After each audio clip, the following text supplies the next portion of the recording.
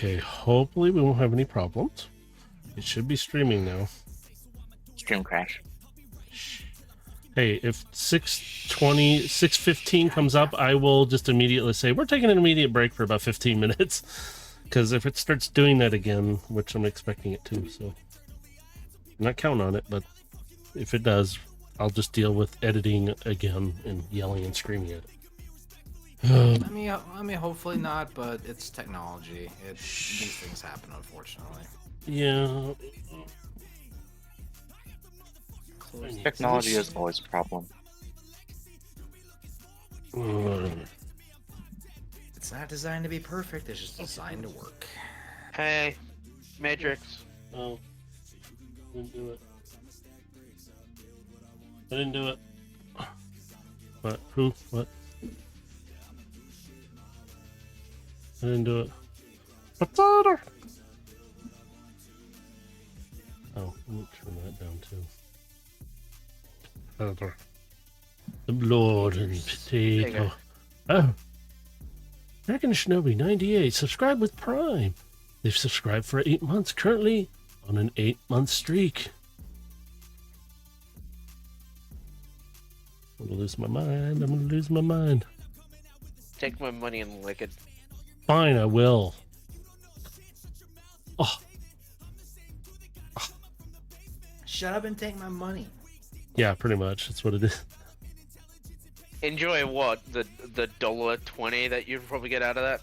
I don't know. I have to look at the thing. I never pay attention to it. Because Like it doesn't. I don't get anything until it reaches $50, so I don't even know what it's at now. So that's how it works. Getting close. I actually have to look. What's up, crazy children? Oh, thank you. I know. I'm trying to be a kid. Hi, Galaxy.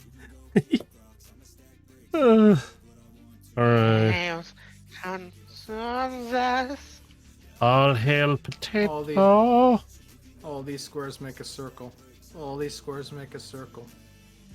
Shut up, bitch. You know you like it.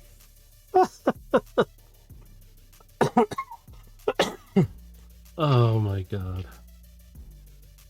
They've lost control of themselves.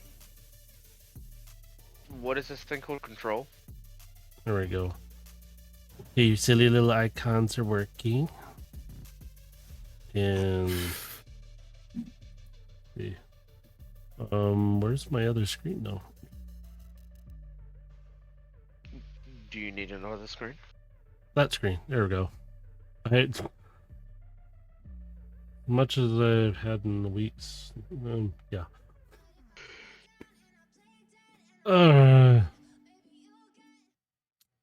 Alright, you jokers ready? Me and my literal total burger are ready. Me and my little Displacer Beast figures sitting here already. Oh yes, yes. You acquired one of those. I haven't seen any more since. They haven't restocked any of them here. I'm a little sad with this one because the joints are actually fairly loose. Yeah, the one arm is really loose and the other one's slightly loose. Yeah. That's the only disappointing. I mean, if you can find some like what is it? No, the original one you sent me, that one actually isn't too bad. Like that one's actually holding up fairly well, but the clear one, the transparent one I bought, yeah, man, is it loose in a lot of places. I'm just not happy with, but it is whatever. Yeah, a lot of times that's why you should get a total burger, Dave. Where did you even find that? That looked like you bought from like a thrift store. I bought it from a craft store in the fidget toy section. I don't want to know. See, I'm almost positive if I go to my local dollar store here, I'm not gonna find a turtle burger. You know you love it. I mean, I do like it, but in no way, shape, or form am I gonna find that same one anywhere. Total burger. It was the only one they had at the store too. Turtle burger. Oh, God. It is literally one of a kind. One of a kind. Yes. All right, let's get this show on the road since I'm distracted by things. Yay. It's a life. That too. You're driving this bus, Chief. Oh, I'm driving. Shit, I better grab the wheel. Meep, meep. I don't know why you give him the wheel. Shit, I thought one of you was driving. I thought it was on autopilot. Sorry. Matrix, you hit a child 8 miles back. What are you going to do? Hang Great on. job, boss. I knew you were the right Reverse. one. Hang on, reverse. Where's the reverse? Here it is. It was only just some spoiled rich kid. Boss, you just killed a child. Great job. I knew you were the right one. This is why you're the best. Oh, did I get it again? Hang on, let me go back forward. Oh, I think I got another one. Oh, sorry. Yeah. We're not deviants of any kind. No, we're not at all crazy. We're not mentally unstable. I swear. Isn't that right, Bob? What is stability? I prefer my insanity, thank you very much. Being sane is so boring. What's sane? Yeah, exactly. I forgot what that Is it feels like. infectious? Oh my god, keep it the fuck away from me. I know, it's like a little disease. You don't want to get it on you. It's like a rash. You start scratching yourself a lot. Sounds a lot like X-Men, bro, with extra steps.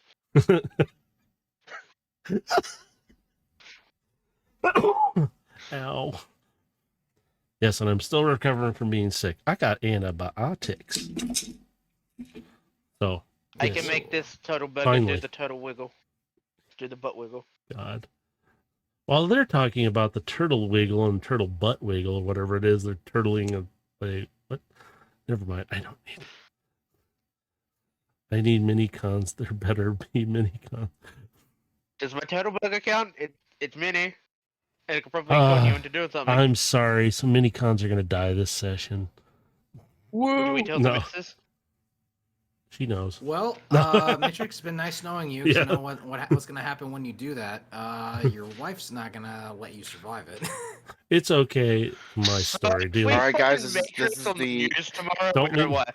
Galaxy, don't All make right, me this- get my Grimlock and start doing the wiggle with him.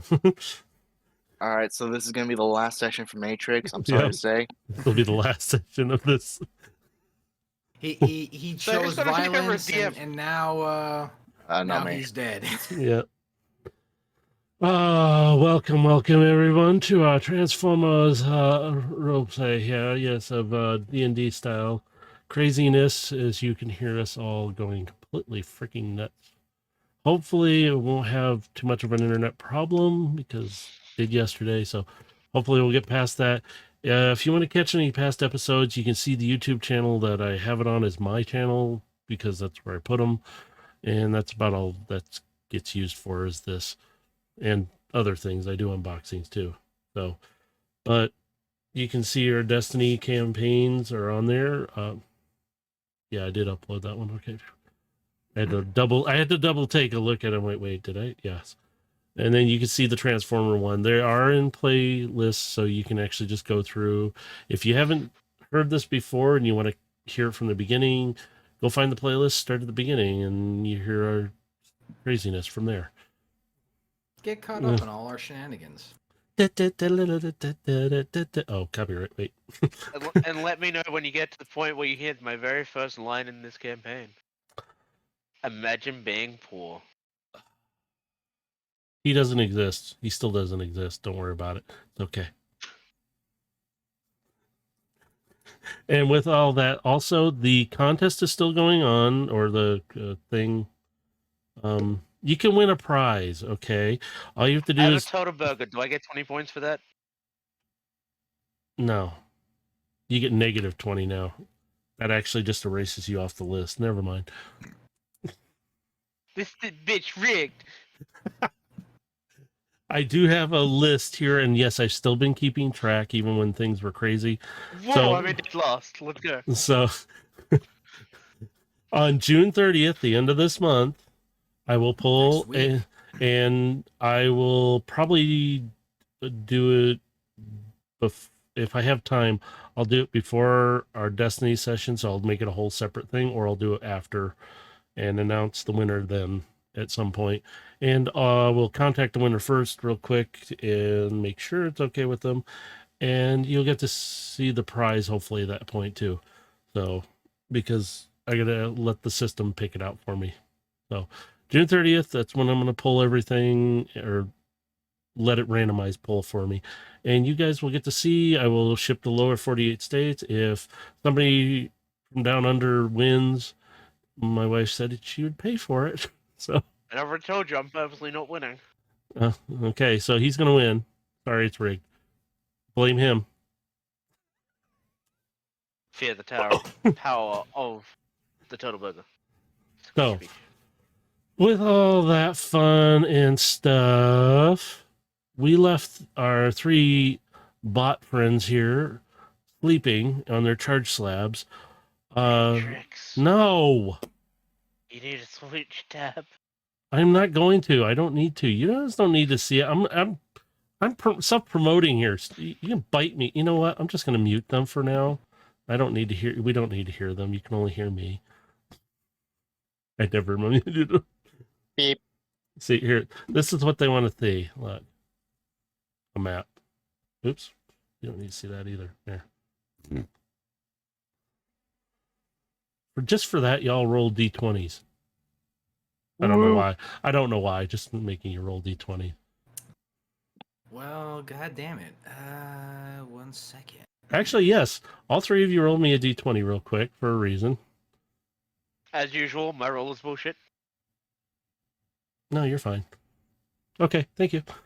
So, like I said, we have our 3 bot friends. They're all on their charge slabs from the last session. They are resting nicely. Their previous session, somebody went on a bit of a date with someone. And from what I heard, she really had a good time. So, word was being spread. Dude, I can't pull bitches IRL. I can pull bitches in games, though.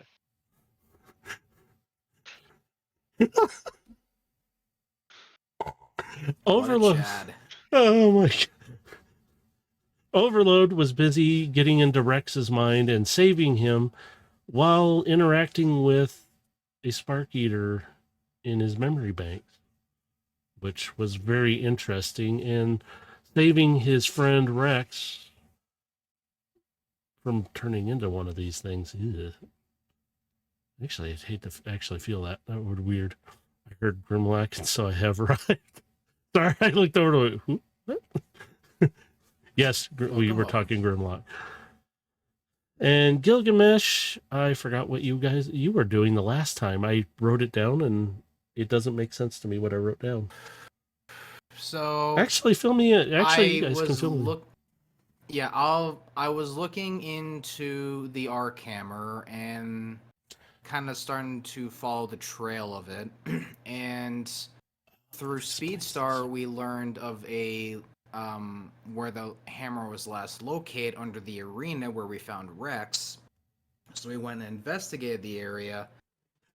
Pretty much able to ascertain the destruction that was left behind from it, and that the hammer was missing. That explains my notes. I have a lot of lines drawn between things, and it does not make sense to me. Now it makes sense, so let me just quickly edit a few things. Because yours was, I was like, wait a minute, that's what I forgot to ask you beforehand. So that explains that. No, I took Void Striker and we went and investigated the area and found the Arc Hammer was missing, and that the only way I was a flashlight. I was trying to include you in because you weren't doing much of anything. And like, come on, man.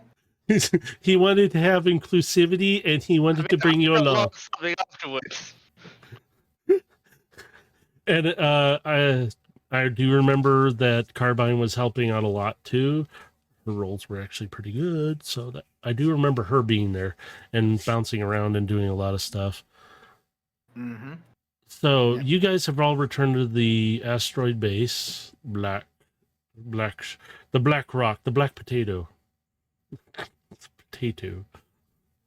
and you're all decided to go and get some rest and charge up after a very long session of running around, trying to find clues, trying to save somebody. Sorry, but before I would have went to my charge badge, just would have sent Speedstar a quick message just saying that the R camera is still in play. Okay. Not looking for a response, just sending a message, just letting her know that it's still out there, and then I go to charge. Yep. So you go to charge. She'll get the message, and you guys are all currently in your charge beds, charging up. And now this is where I'm going to have some fun. And hopefully you hear this loud enough in there. Oh yeah, I hear There that. we go. So, we're going to start with Void Striker. Whoa. Time to die. Let's go. You're in your charge bed, charging up.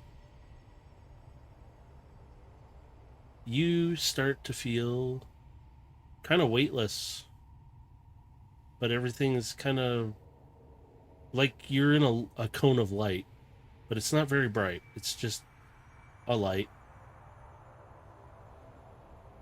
You can kind of hear some voices. They're kind of there. It's like whispering sounds here and there, but you can't really identify them very well. You just hear them coming and going.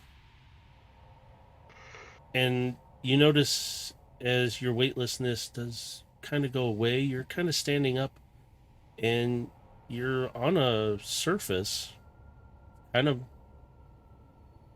looks like a metallic with a bit of dirt on it. But you're still in this cone of light.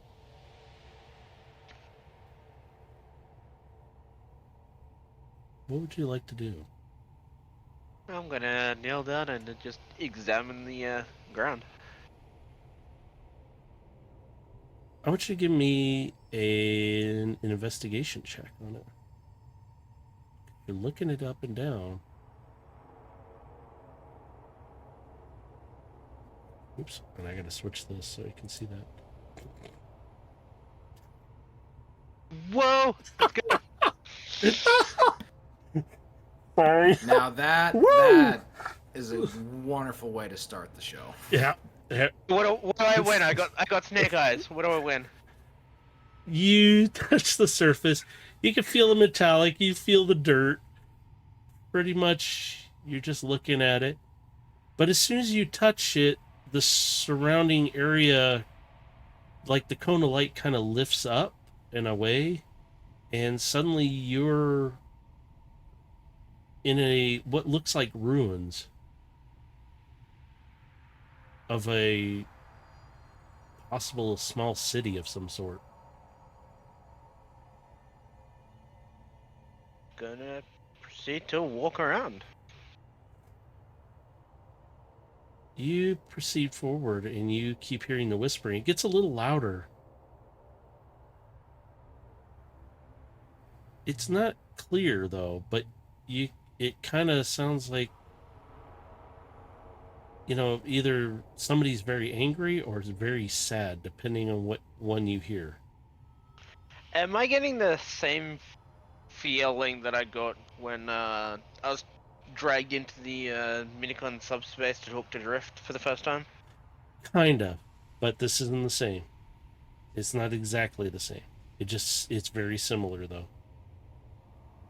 I'm going to... Can I roll another investigation to try and find the source of the whispering? Sure. Absolutely. You narrow it down. It's kind of coming from some of the buildings as you're approaching.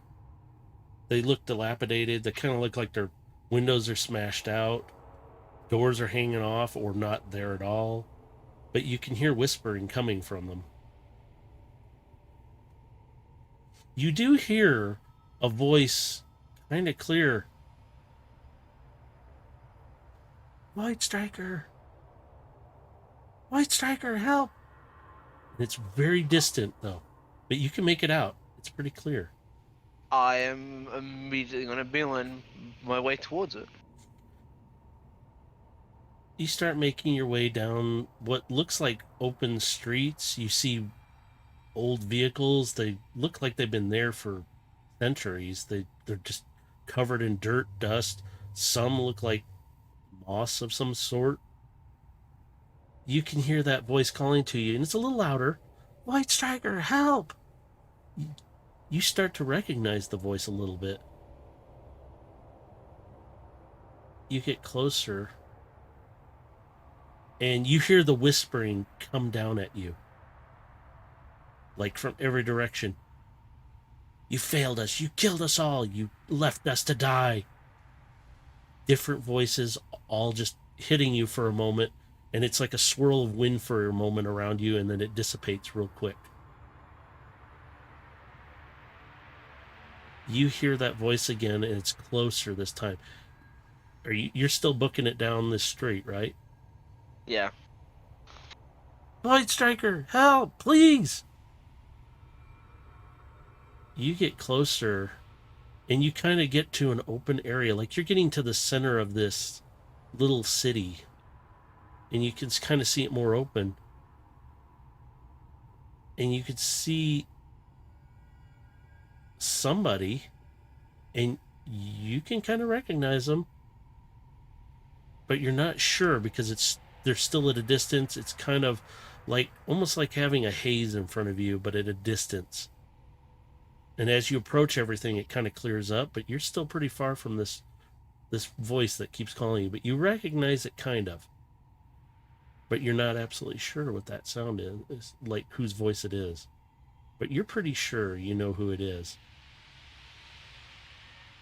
You hear the voices again, though. The whispering comes up and just slams you. You killed us. You left us to die. Why did you do that? Why didn't you help us? And it's a bigger amount of a swirl. And you swear you can see faces, bodies moving about in the swirl of wind around you as you're moving. All you hear is this thudding sound from your feet.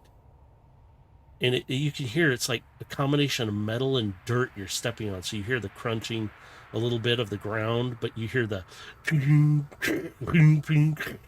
as you're running. You just keep going. You get closer to the voice.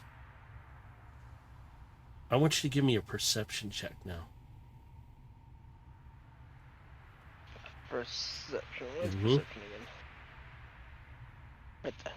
It's that one.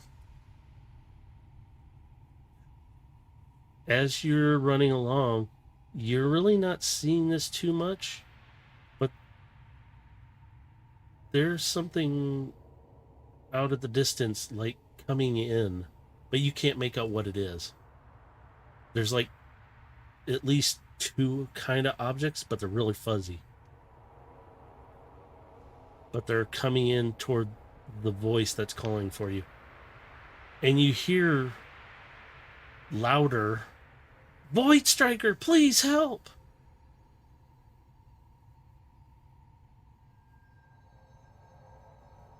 You I keep... want to attempt to pick up the pace and attempt to full-on sprint now. You do that, and I want you to do one more perception check for me.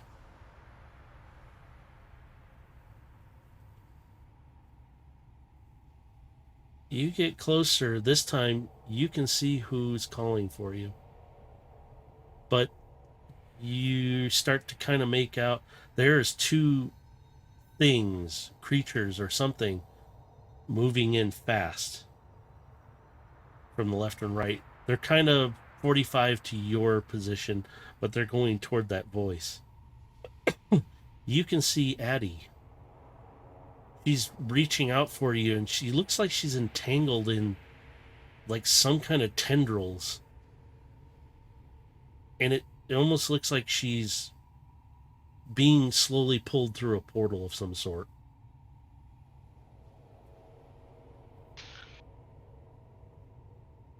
I'd like to transform into my aerial mode to pick up the pace even more. You do this, you can hear, Void Striker, please help! Just as she's getting pulled through. you're very close. Like you could easily, she could grab you, but the two things on each side of you, one of them slams into you, one side of you, and one slams into the other side, spinning you around in midair.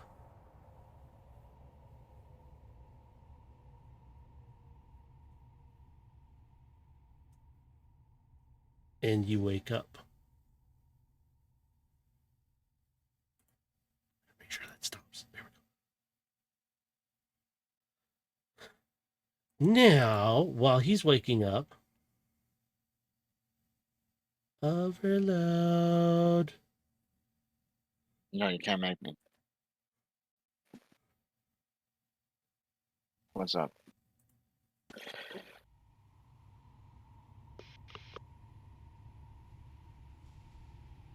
You are still in the charge bed. You feel an immense amount of pain in your head.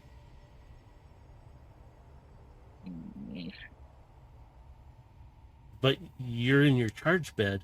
You're in this open area. Like it's just open, like a vast plain.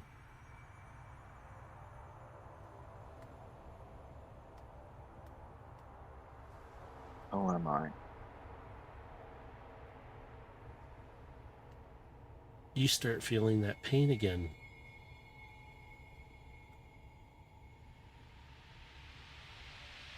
The plane shifts and structures come up like ancient ruins of some sort. Something that may be in your memory bank somewhere that you're remembering. They're very old though. They're not made of metal. They're kind of stone looking, but they're big.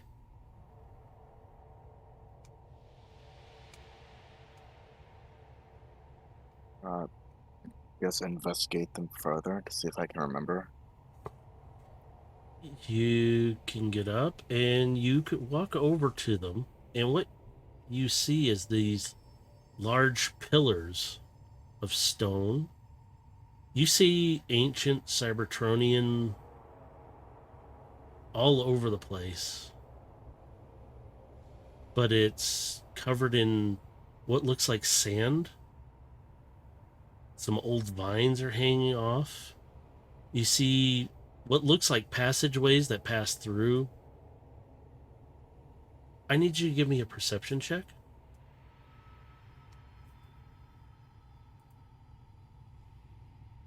Crap. Fuck. Finally.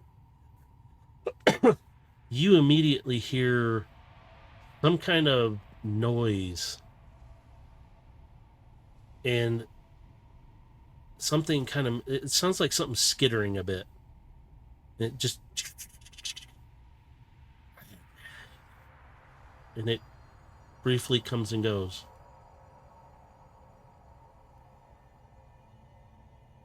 Why am I suddenly getting a sense of deja vu? And you hear something repeat back to you. Zephyr. It actually, you hear these words, but it's weird sounding.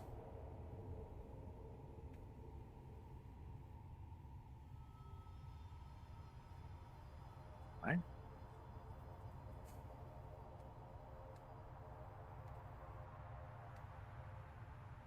You see the land kind of like the you see what looks like a sun, but it's kind of hazed, kind of dimmed down, but you see it moving kind of fast over the sky. And it seems like time here is going pretty fast. You see clouds shifting. You hear that skittering again, and you hear it repeat again.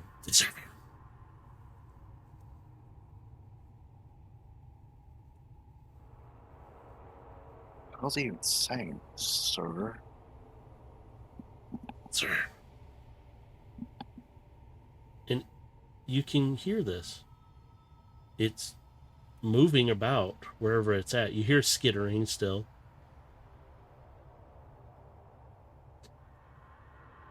Down one of the passages, you see something poke its head out a little bit. You're not sure what you were looking at. It kind of looks like some kind of small creature. Then it drops its head back. You can't see it anymore. Like it drops back into the shadows and out of sight.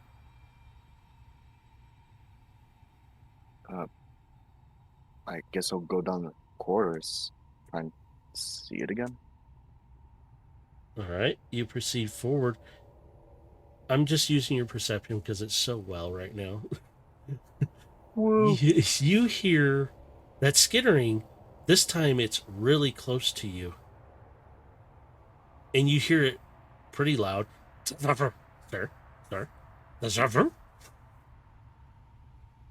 And it moves. You can hear it skittering about. It's in the shadows. And it's pretty close to you.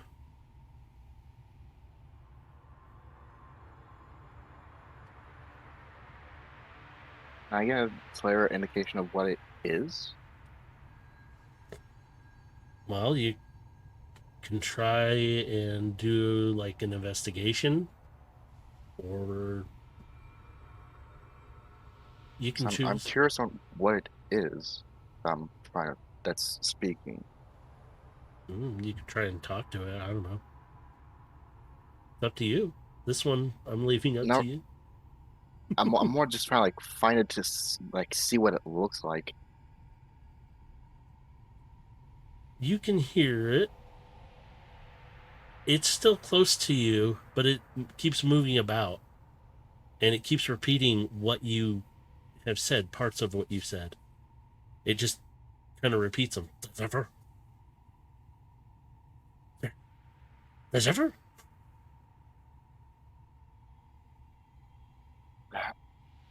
How are you even trying to say?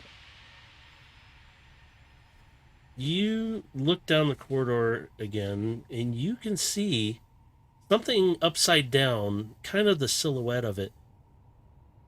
It's kind of hard to make out, though, because it's still mostly in shadow, but you're seeing some kind of creature. And you can see its head motion.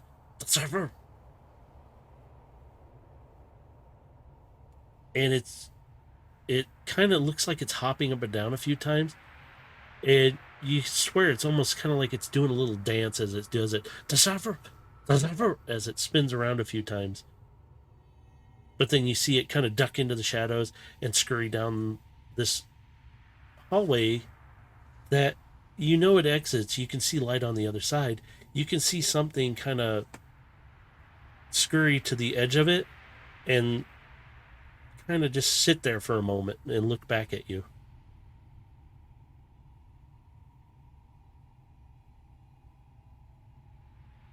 I think I'm understanding what you're saying now.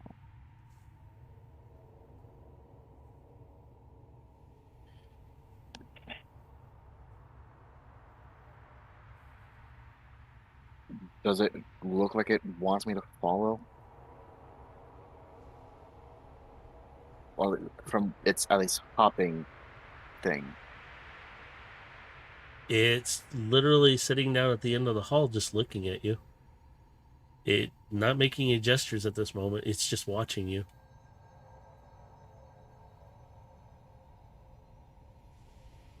Well, I'll get closer and... Are you saying deserter?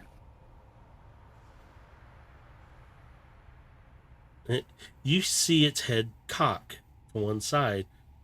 And it's kind of amusing because you know it's actually like you asked me a question. Deja vu. Sir. Deja vu. And you can see it kind of hop, and you see a tentacle, like a small tentacle, point like this way. And it scurries out of sight, and you can kind of see a bit of a shadow being cast, but then it disappears out of sight. Okay. things. I'll go the way it was pointing. Like looking back to like see if it shows up again. You exit the passageway to a large area. It looks like kind of like an amphitheater, but this amphitheater, you looks like somebody would stand in the center of it, and it goes all the way around. This amphitheater is huge. You see the pillars; they're kind of deteriorated. You see mounds of sand that have looks like it built up over time, just kind of covering certain areas. But you can identify that this is a very large rock area. And Okay. it's not Sorry, doing go ahead. what I wanted to- There we go. I'm fixing it. Sorry. There we go. But that's what you're going to see. You see this little thing over across, kind of scurrying up one of the pillars and around it, like a squirrel would on a tree. Just kind of, and it stops. And you can see it much clearer because it's in more of the setting light of this sun that's coming across. You see, it almost looks like a tiny version of a spark eater, but it doesn't look like fully like a spark eater. Its head is different. It looks like it's got limbs, but it has tentacles as well. But they're not big. It's not very big.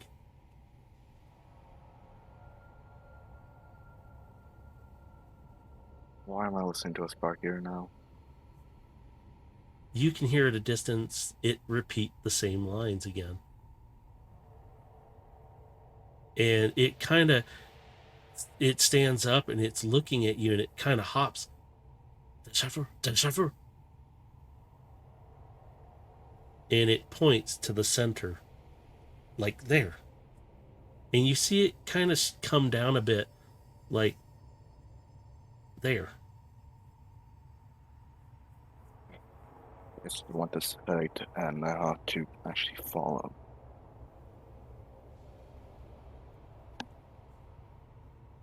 So do you go to the center? I guess. As you start making your way, you will start to feel in your head pain. As you get closer, it gets stronger and it hurts more. I'll definitely take out whatever's in the center then. Or try to make peace or whatever. Just get this to stop. You get close to the center. I need you to make a perception check. Oops. Nice. You noticed that little spark eater has come down as well. And it's already sitting at the edge of this little platform. It's a circular platform, pretty large, but it's sitting there like it's kicking its feet, waiting for you. And you can see an arm kind of reach out, and it looks unusual, but it kind of suffer, sir, and it's tapping like have a seat.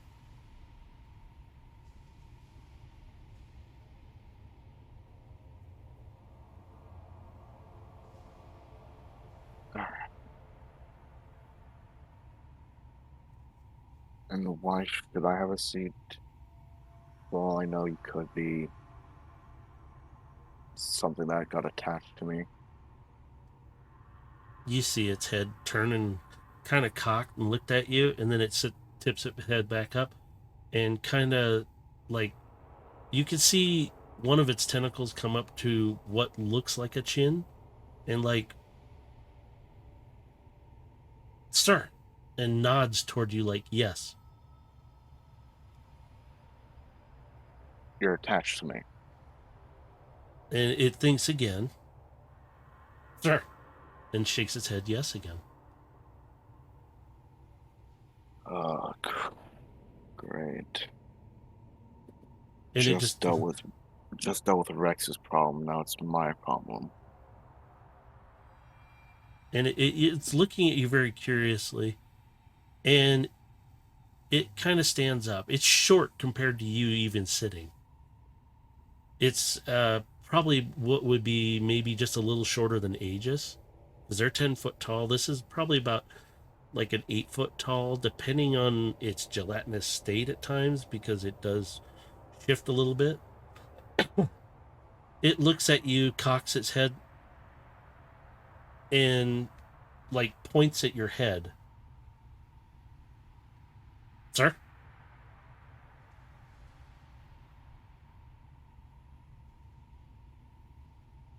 But yeah, I get it that you're in my head. And you see it think again. Sir, and shakes its head yes.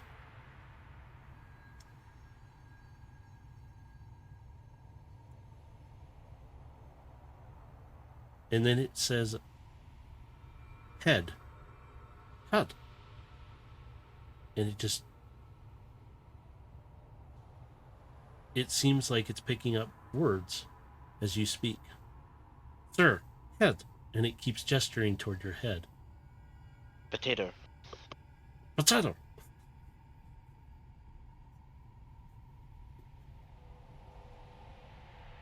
At least seems like you're understanding me. So then, let's see if you can answer this one. Are you a threat? You see it think.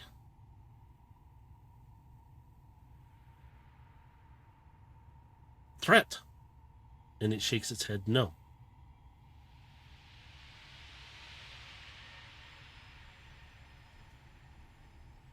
You're not a threat. Threat. Hard to believe. And it shakes its head no again. A bit hard to believe since I dealt with, I think, something like you in Rex's head. Now you're in mine. Rex.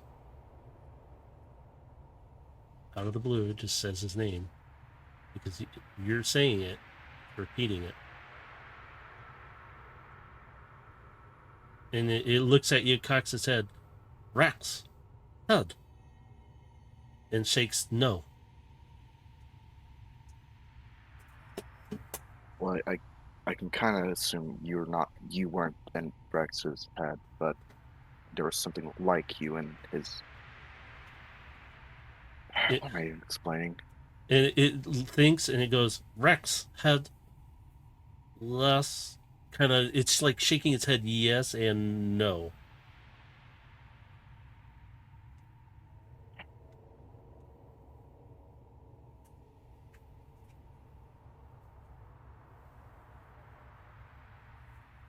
What is it you want? Since you're trying to show me something. And you see it like take one of its hands and like starts tapping its like the temple of its head, like thinking want, and it starts repeating want, and your head starts to hurt even more. Want. And it's like it's struggling as well, and it starts to grab its head as it's still tapping want, and you start to see it kind of stumble and it falls to its knees. Want, sir, want, and then you see it just lean back and scream so loud your head is splitting, and you are out of your dream state now, but your head is still splitting.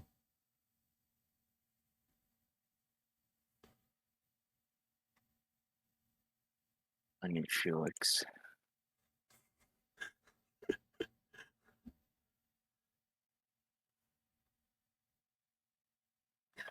Gilgamesh's turn.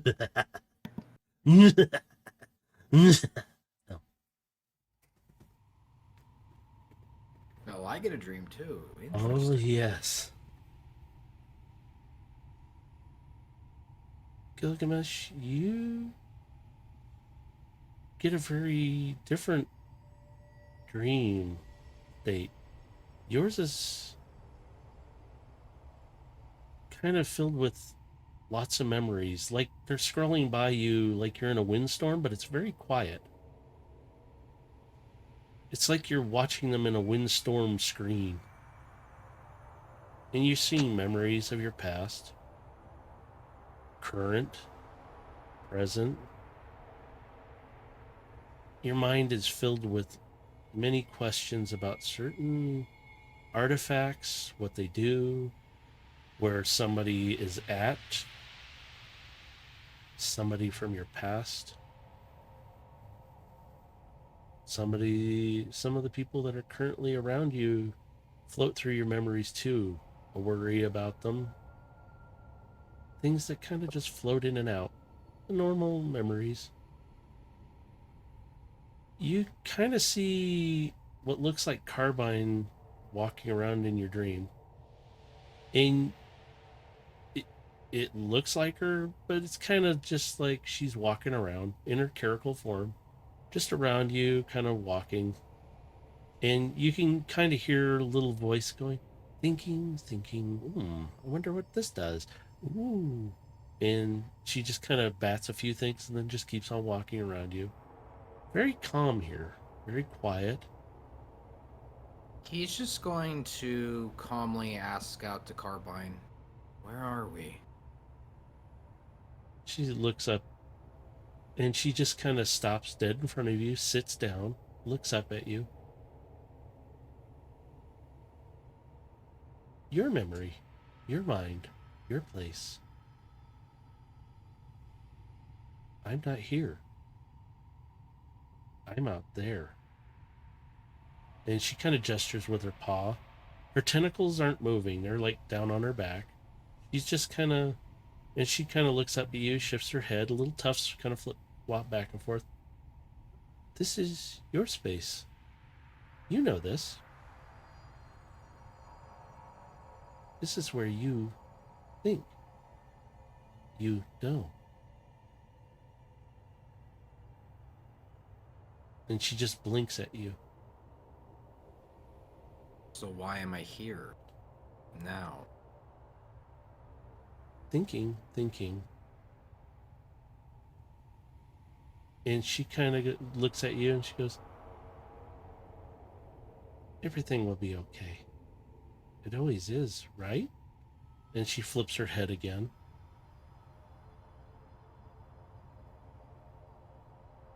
What do you mean? Has something else happened? And she just blinks a few times. Well, you want to find her.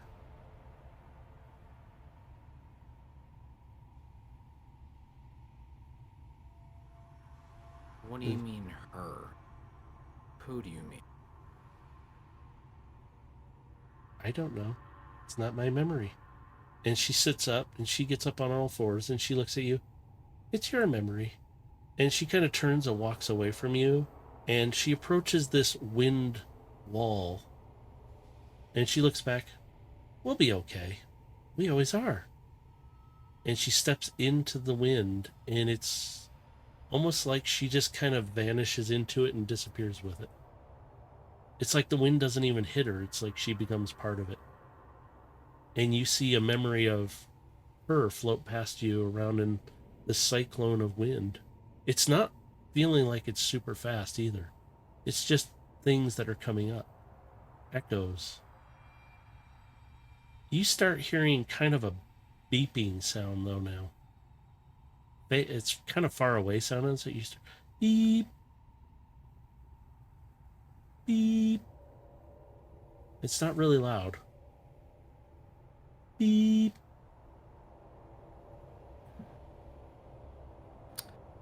Beep. Can I roll to figure out where that's coming from and go in its direction?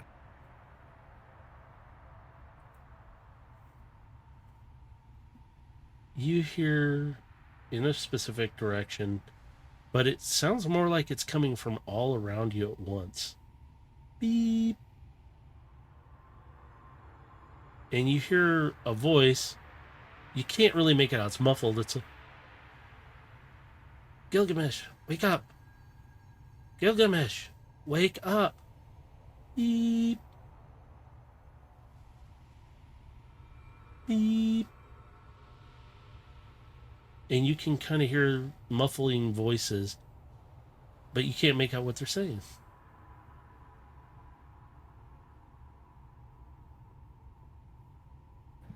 This all seems familiar, yeah. Mm-hmm. It seems almost like you're tapping into your own memories. You're kind of floating back to them. It's like you're in your own state of mind where your consciousness, you're aware of what's going on around you, but you're in this state where you're accessing everything in your memories.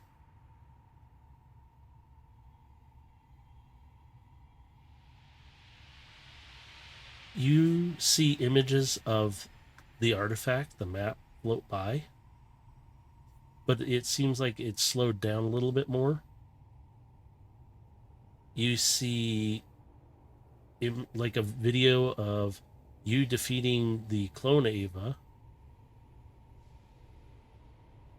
You see Aegis in his new state, him and Overload coming through, and they hand you these funny looking, what looks like weird glasses with multiple lenses.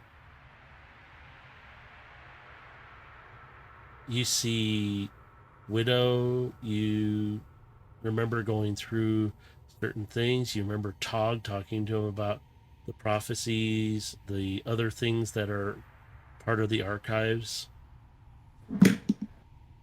Sorry. And he knocks something over in his sleep. Here's a cat yowl. No. Carbine did it. Oh yeah, blame the cat. You see all these kind of like the pieces of this bigger puzzle that you have floating past you every time, and you keep hearing this annoying beeping sound. Beep, beep, and suddenly you hear kind of some noises, and you hear this voice, Gilgamesh, wake up! And you see Carbine launch out of the windstorm, land on your chest, and knock you back prone. And she's on your chest, and she kind of like puts her paws on your face. Wake up, Gilgamesh! But you realize that's not her voice. And you hear Kiara. Hey, wake up, wake up! And you start to come out of this with her kind of like, hey, I need you awake right now.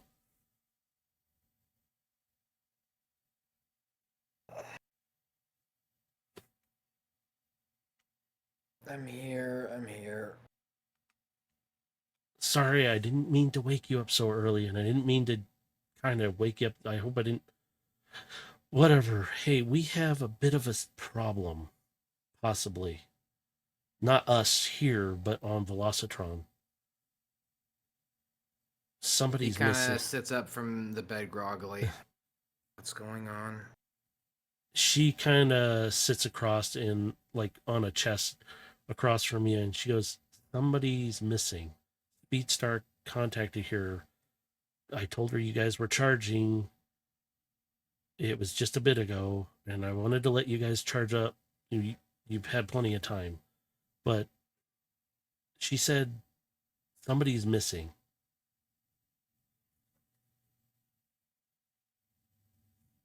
And she kind of hands you this little tablet. It's from Speedstar. It's a message. The beeping was Kiara trying to get a hold of you. When it's audible like that, it's her trying to actually get you to wake up and then come out of charge. He just grabs the tablet and just starts to sift through it. What is he reading? She sent you a message. Kiara kind of gives you the cliff notes of it. It seems her friend, and she kind of points to the name Addie, and she kind of like, not sure who that is, but hasn't called in, no, hasn't responded, and nobody's seen her.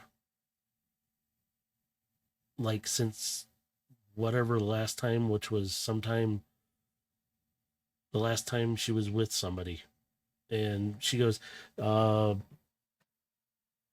big bot of some sort, at least that's what was identified. Some of the authorities are actually looking for whoever was with her last. And she's kind of scrolls it for you and she goes, yeah, they want whoever was for questioning, which usually is not good. Is there any accompanying images of the people here in question? You see, as she goes, and she kind of goes, there's a picture of Addie. This is what Speedstar sent me. They sent pictures of her place. It looked like somebody, and from what others around that live in the area said, there was kind of loud noises and a bright light. And then it was quiet. Nobody really checked on it, but she kind of scrolls it a little more and she goes, you see the door to what looks like an apartment completely, like it looks like it's been ripped off or torn off and kind of tossed to the side, and you get other images that show like the place looks like a mess. There's parts everywhere, and she goes, Speedstar can answer a lot of this, but this looks like somebody ransacked this entire place. And PR's just kind of like going over it with you. She goes, she's really worried about her friend, and she thinks the person that saw her last was Void Striker because the description, Speedstar didn't give any of the authorities this information because Addie last message to Speedstar from her was that she had a really great time with Void Striker and that she was going to work on a few projects before she went and charged. And that was the last time, and that was a while ago. Have you asked Void Striker anything about this yet, or have you come to me first with this? I came to you first because you know Speedstar, and I don't know that much about this person, this particular bot, Addie. I only know through the race stuff a little bit, and I don't know how close they are. And she's kind of like being very careful with what she's trying to say. It's like, I don't want to upset him, even though he doesn't look like he can be upset that easily. And well, appearances can be deceiving. We're gonna need to contact Speedstar to get more information about what Addie was involved in and what might have caused this particular incident. And we will need to bring Void Striker along for this. He was with her last, so maybe he might have seen something or can recognize something that might have tipped him off. I don't know. Well, if you do, contact Speedstar right away. Just kind of let her know the situation. And she kind of looks around. Hey, where's Carbine? He kind of blinks and looks around. She was charging here with me when I last was here. I didn't see her come Not out when I sure. came in. She might be doing something. I know she mentioned something of doing some work or something. Speaking of Carbine, she's doing fine, but Aegis has been quiet, Gilgamesh. I kind of wanted to talk to you since you guys have these little ones. And she kind of gestures like small. He still doesn't really want to talk to anybody. I barely got him to talk to me, and he's, from what I can tell, still pretty upset. He's in a lot of pain right now. Yeah. Unfortunately, there isn't terribly much that we can do to help. No, I don't think It's you're going to be able to something- help a few chairs either in one of the labs. He kind of destroyed a couple things. Well, these things can be repaired, replaced. He needs to sort these emotions out. Can be there to support him, but ultimately it's on him to do the fixing. Yeah, I understand. Maybe he'll come around. He seems to understand, but I'll he give really him don't. time. He hasn't had a whole lot of time to process everything yet. Yeah, so far he's ignored everybody else, and even the little bots, the triplets, they tried to interact with him. He kind of just didn't even acknowledge them and just kept on walking. So, I mean, yeah, he'll be okay. I'll keep an eye on him for now when I can. Right now, I don't even know where he's at because he doesn't even register that he's in the station. I think he's outside flying still. He was outside last, so for now, just leave him be. Yeah, I'm gonna get back up to the command. Real quick before you go, Yeah. he will reach into his inventory and he is going to pull out the bottle of purple glowing liquor. She's like, "Oh, what's this?" I'm not entirely sure. Yeah, we found this on the ship. It looked interesting. Hmm. So you can maybe examine it, take a look at it, make sure it's actually safe. Figure out what it is. Maybe I'll take it to Micron. He's been doing a lot of other stuff. This would be a nice break for him. I'll take it to him right now and have him start analyzing it.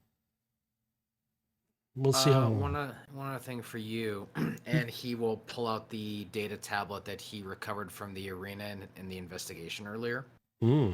Yes. The tablet. Not exactly sure what you'll find on here, but it was from the arena where we recovered Rex and where the R camera was last located. I don't know what's all on here, but figure you might be able to take a look. I'll see what I can do. I'll plug it in and start pulling the information out. I'll get on it. Let me take this to Micron first, and then I'll start working on this. But, as always, be careful. And she just nods at you and walks out the door. He kind of sits there looking at the ground for a moment, like just processing what just kind of happened in his dream. Overlord, did you make your way to Felix? Yeah, I probably would have. Stumbling, more likely. Felix looks at you as you come into the room, and he's just kind of like, you okay? Like, I need a scan now. yeah, you look like it. Here, come on. And he kind of grabs you. He's like, I don't know what help I'm going to do for you. You're bigger than I am. Jesus, you're heavy. And he kind of swings you over to sit on the bed. And he goes, all right, what's been going on? The He's- head. Paradise head. Did you get a head injury or something? And he kind of grabs your head and tips it back. And Possibly worse. he kind of looks at you for a moment. He goes, what was that? What? Your one optic. Hey, is this optic? And he kind of taps your right optic. Did you see anything on that one? Maybe it's just, I could have swore I saw something. What did you see? Kind of thought your optic went out for a second. My optic went out. It kind of looked like it. Let me do a scan on you. And he starts scanning, and he comes across and he goes, I'm not really picking up a whole lot. Why don't you lay back? Let me do a full scan on you. And you could see him bring over a big arm like off of this big scanner. And he's like, all right, let's just have you hold still. And you hear the machine start whirring up. And it just, you could see this laser, and he goes, just sit back, try to relax. I know your head hurts. And as he scans, he scans across, he goes, I'm not picking up any abnormalities. Like in your system, there's no glitches, no fragmentations. Yeah, I see previous damage from quite a while ago, it looks like. But that seems all right. And he pulls up a 3D image. You can see this as you can turn your head, and he kind of rotates your image around. And he slowly, and he blows up a couple sections. He goes, primarily your head. He goes, I don't know. Maybe Void Striker can take a look at this. But I'm not picking up anything. I don't see anything in the scans, or not detecting anything off. You having problems with any kind of like memory issues? And he's kind of looking at you like, are we talking like with the other one? I can remember everything correctly. It's just I'm a bit worried about something that I saw. And he moves the big arm of the machine out of the way since it's done. And he puts his arm on yours, and he goes, like what? If I can help you, I'm going to try. You want to tell me, or? If you want to help me, you'll have to do the same thing I did with Rex. And he kind of looks at you, kind of sits back, and he goes, are you talking like what you went and had to do? And that might not be wise then. We might need to get Void Striker I think it in transferred. Here. Yeah. And if we hook up myself or anyone else, it may transfer to them as well. Is it the same exact thing? No. And he's genuinely asking because he wants to know what he can do. That's the thing. It felt different. Different. It didn't seem hostile, that's the thing. Kind of seemed like it was like a new spark.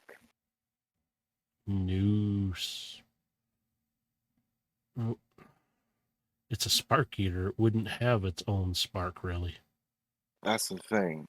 It didn't seem hostile, and, well, spark eaters tend to go for sparks. So this one was out of the ordinary. Did it try to attack you? No. In fact, it was guiding me. Wait. I think we really need to get Void Striker in here, but let me see if he's awake from his charge and get him in here. And he puts in like a call for Void Striker to show up to the med bay to just, hey, may have another situation. You want to drop by? And Felix keeps kind of like wanting to, so was it the same size? And he's kind of generally asking you. No, tiny, way tiny. Tiny. Tinier than Aegis. Tiny. He's just, and he gestures like, he's small, and you're saying he's smaller than him? Spark Eaters are... Well, I'd say before his transformation. Okay, so he's still small. We really need to have Void Striker here. You know what? You just lay here for a moment. I'm going to get a hold of him. And Felix kind of turns and he's like sending Void Striker a message. Void Striker, what are you doing right now other than waking up? He's having potatoes. Wow. Yeah, waking up in a bad mood considering. You, That Upon have an even worse receiving the mood. messages, I will head to the med bay. yeah, he started getting those messages, and it's like you get about 3 of them, kind of one more panicked than the next. Like we Instead might of have the a problem.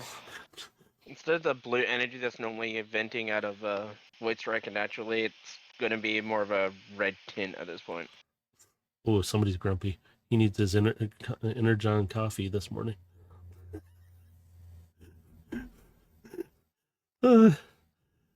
So, Void Striker, you make your way to the med bay, and Felix turns around and he's, whoa, new look for you.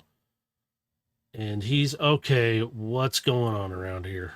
And he immediately just stops because he notices right off the bat, I did roll for this.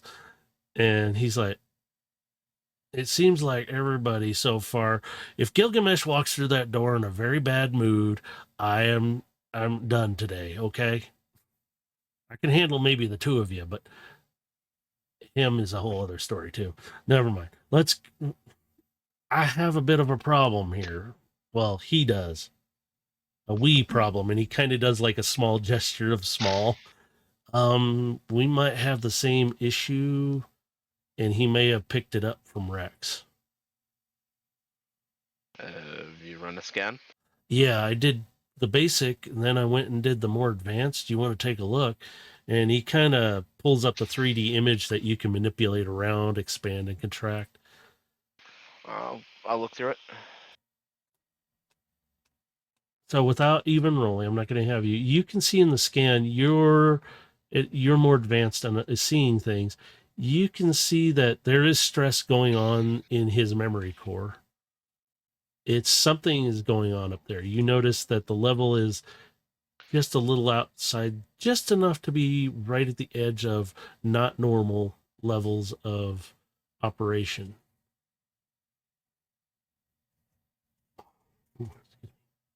Gonna attempt to overload. Anything happen lately that stressed you out? Besides from this massive migraine. I mean, I did just hop into my best friend's head, trying to save him from a, thing that could mentally mess with him for his entire life. So you tell me.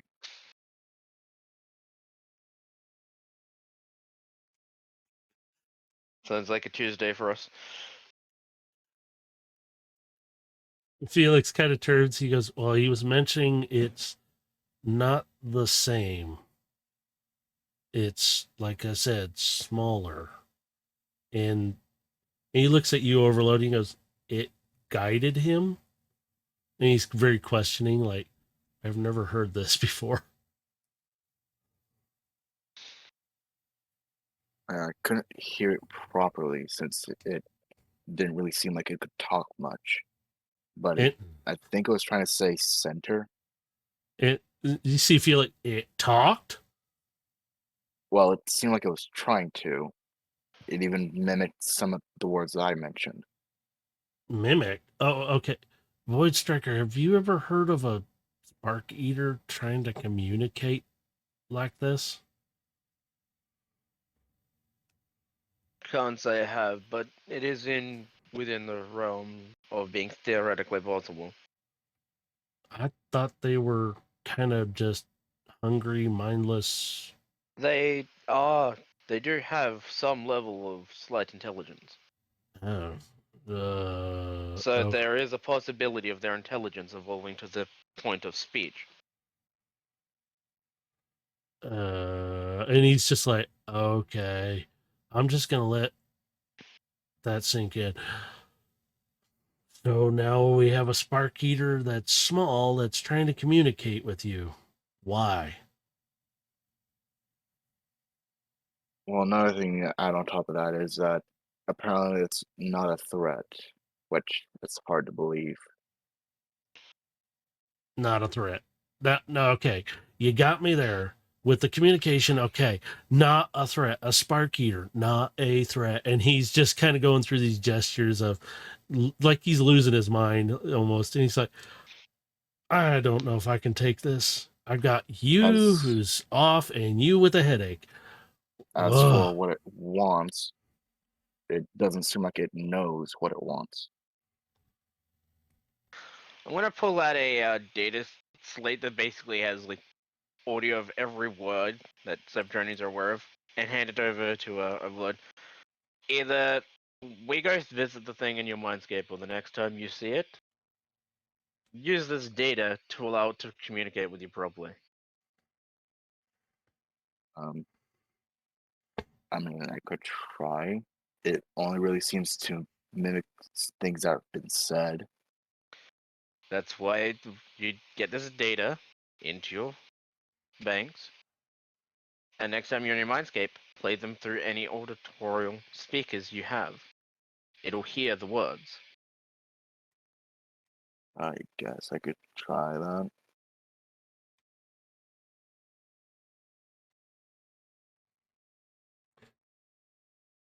Felix just shakes his head. This is way outside my realm. I'm going to have to really brush up on spark eaters, although we don't have a whole lot on them. I mean, how do you think I felt? Did you look through the experimental files over on the C server? I hadn't got there yet. I've been still working on a lot of the medical ones and brushing up on those. But I think I'm going to skip the others for now and go start looking at them, which I think I'll do now. And he just looks at you like, I'm kind of done with this. This is your problem, and walks away. I'm out. Spark Eater, he kind of mumbles as he walks away. Spark Eater's being able to communicate, non-threat. Spark Eater, and he walks through the door. You still hear him mumbling away as he walks out the door. Experimental what now? If data I've obtained through experimental means. Gotcha. And that's as far as I should go into detail, because a lot of what I've done in the past is morally questionable. Gotcha. It's Oh, kind well, of I'm just kind of like tap near the right side of my eye, like see if something happens. 'Cause I'm still questioned on the whole my eye flickering off. as you tap, you kind of feel that your pain in your head kind of subside, like it just kind of drifts off, and you stop feeling the pain altogether.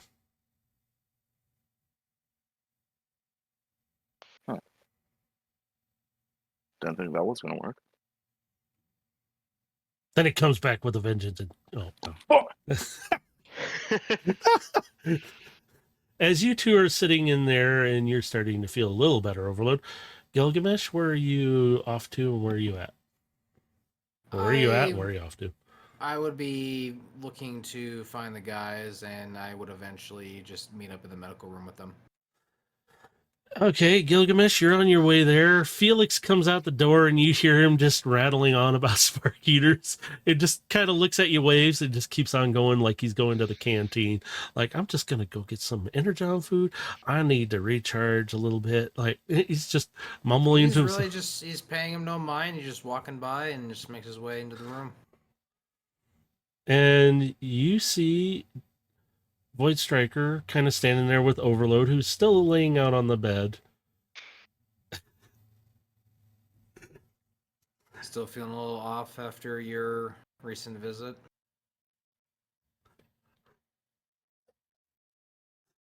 He's saying this to you, Overload. Just kick him in the leg. I might have something wrong with me. It could be trauma, or it could actually be something to worry about. I don't know. Well, do you feel up to accompanying us on a little mission? Sure. Hopefully whatever is happening to me doesn't break out, I guess. He's looking at Void Striker a little bit apprehensive. Void Striker, have you heard from Addie recently? I haven't been awake for long.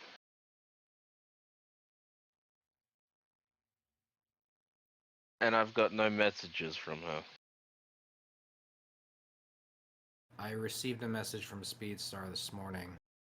She's gone missing.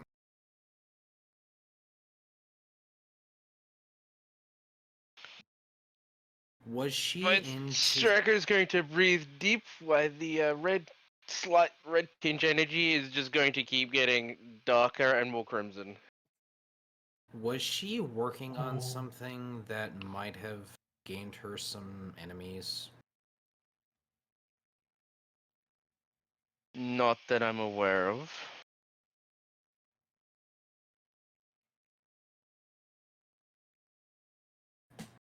Seeing it's just us in the room here, he's gonna go ahead and just visually show this. The images of the apartment and the door being like literally ripped open. Someone fairly large and rather destructive ripped through her apartment. Most likely taking her in the process. In my experience, usually you don't go after someone of this level and of this scale unless there was something dangerous involved.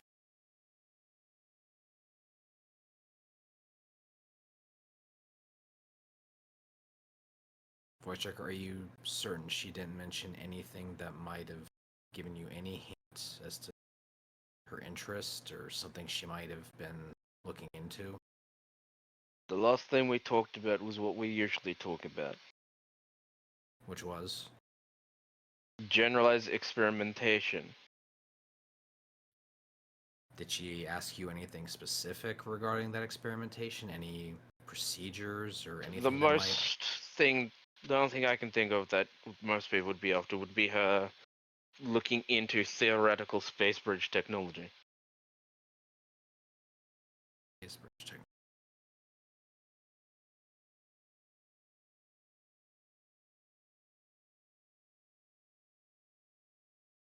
Well, we're not going to get many more answers here. I can get us in contact with Speedstar, and we can maybe get some more information from her before we move on. He looks to overload. Hopefully we won't have too much trouble, but if you're feeling up to it. I mean, if it's just beating up a person or two, I should be fine enough. Voice Striker is just going to ignore them and start walking towards the space bridge. Void Striker isn't pissed. I figured he wasn't going to be patient. Well, we better catch up with him then. Yeah, give me a sec to recuperate. We'll be at the bridge waiting for you. Why do things have to be difficult? Kiara kind of standing out there with you, Void Striker and Gilgamesh. She's got a tablet in her hand. She goes, And Gilgamesh, while he's standing there, he is going to mentally call out the carbine. And you kind of get an acknowledgement.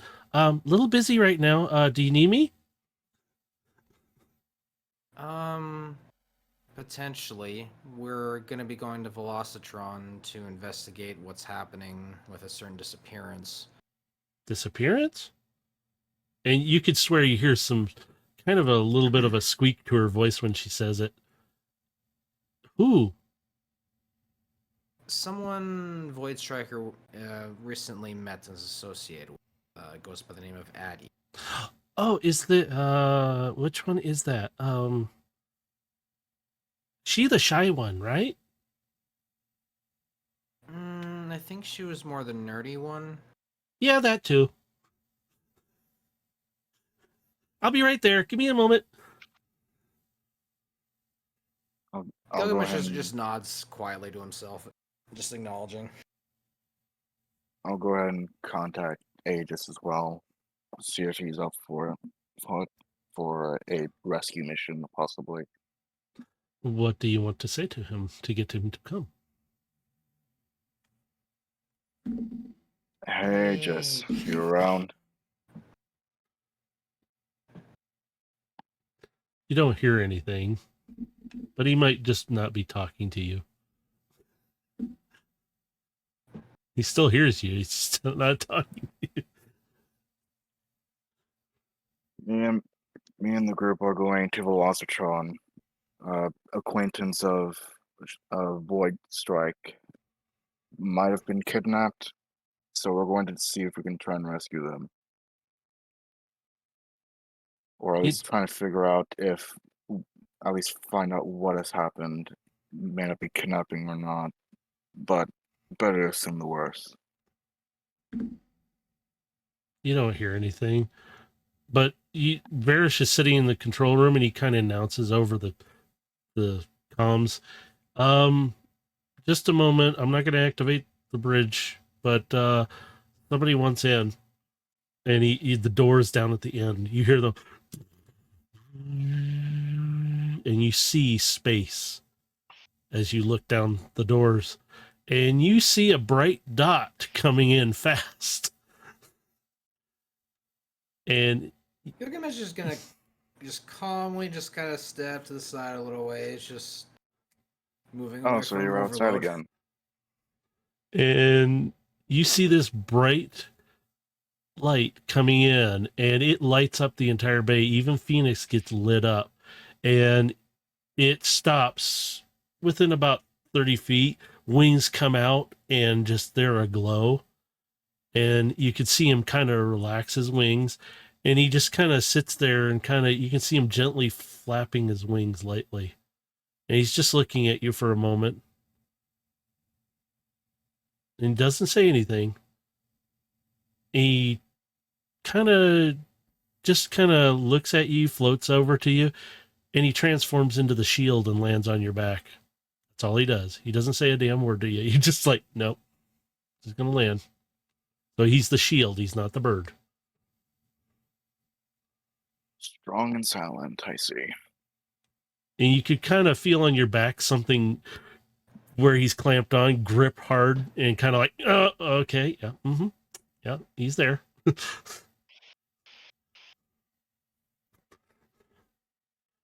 And then the other set of doors over where the little practice room for fighting is, the doors open up and a little furry thing with tentacles zip zapping up and down excitedly, going on a trip. And she runs up and she literally leaps up your back, Gilgamesh, and does a little flip.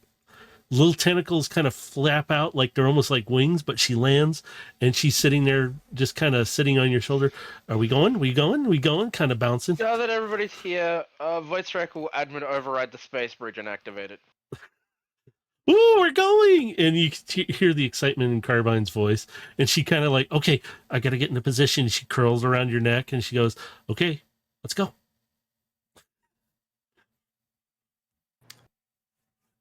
He just shrugs and he's gonna follow behind Void Striker. All right, back to Velocitron we go. Kiara calls out to you, Void Striker. You might want to change because the authorities might be looking for you. Not in a good way. As you step through. As I'm stepping through, I'm going to use disguise self to completely change myself. I'm going to go to a black and purple and make myself a little bit spiky. Oh man, that'll look good with the red that you're emitting. Oh, sorry. Imagination kicked in. Woo! And she's like, that looks good on you. And you're all three going through. You pop out, and it's nighttime right now. It's kind of like the sun has just set. You can start to hear the music as you come out of a space bridge. Things seem a little tense because you see some more like police force kind of more like moving around. You see a couple more in the air flying about. Usually there's not too much activity like this, but seems like something has upset the balance of Velocitron a little bit right now.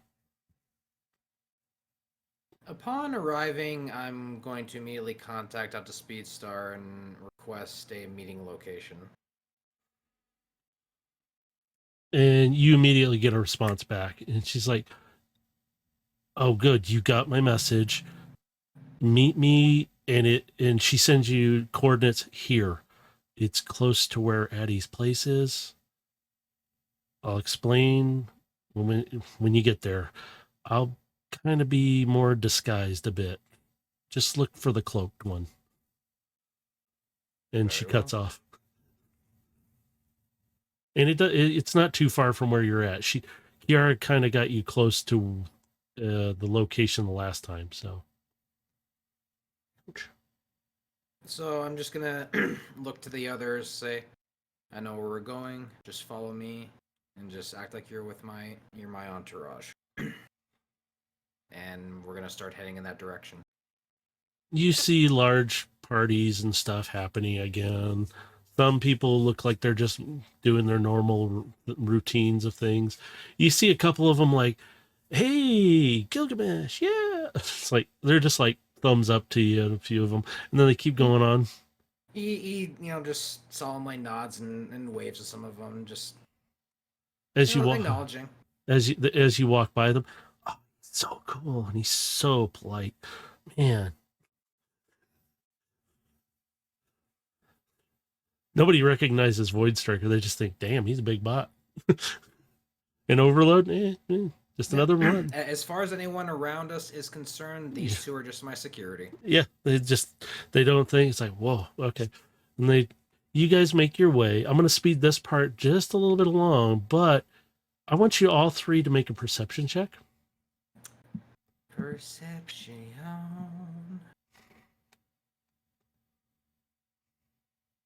Would I get advantage with Carbine?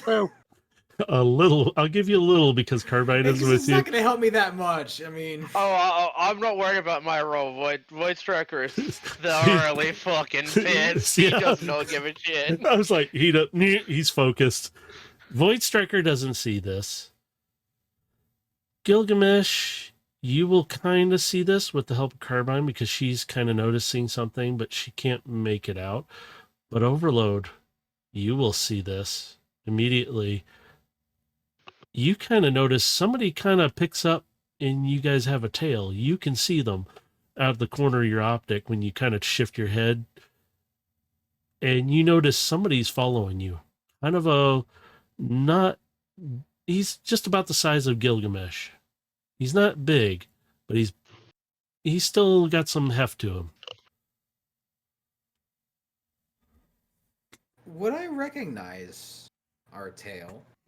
No, Okay. neither of you would. I was just You just curious know if you it's got a the tail. Same dummy that followed me last time. I'm like, man, No, are you this really guy's that a little- stupid to do it again? No, this guy's a little heftier. Like, he's got what you would consider on a human muscle. He would be like Overload, except for this guy's way smaller. Gilgamesh could still take him. Overload could crush him. Void Striker will probably pummel him at this point. So it's literally you two. Overload can kind of make him out a lot more detail. So he sees this heftier looking dude, and it's like he's following not real close. He's better than the last guy. He's kind of trying to blend in a little bit, like he's just walking along, but Overload can kind of see his optics are watching him. Every time he looks up, he's constantly watching him ahead of him.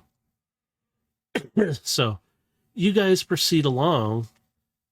You get up ahead. You can kind of see somebody in a cloak up ahead of you.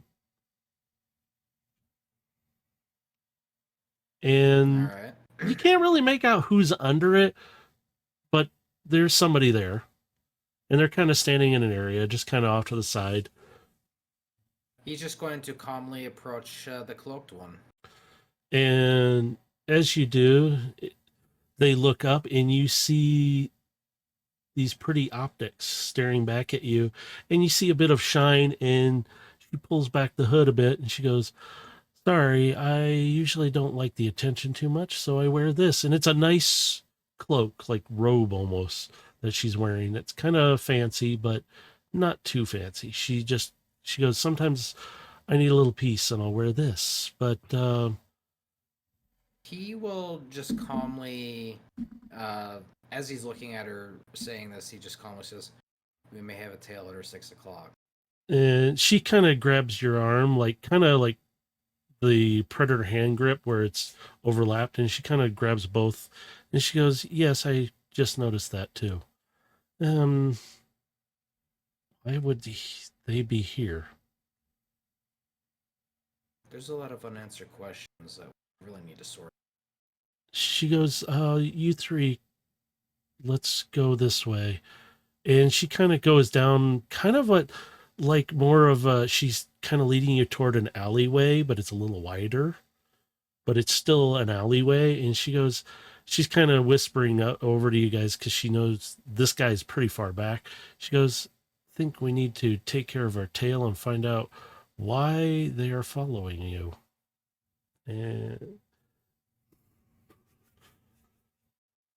And she immediately, it's like the cloak kind of folds up and goes into a compartment, and she goes, "Guess no time to hide now."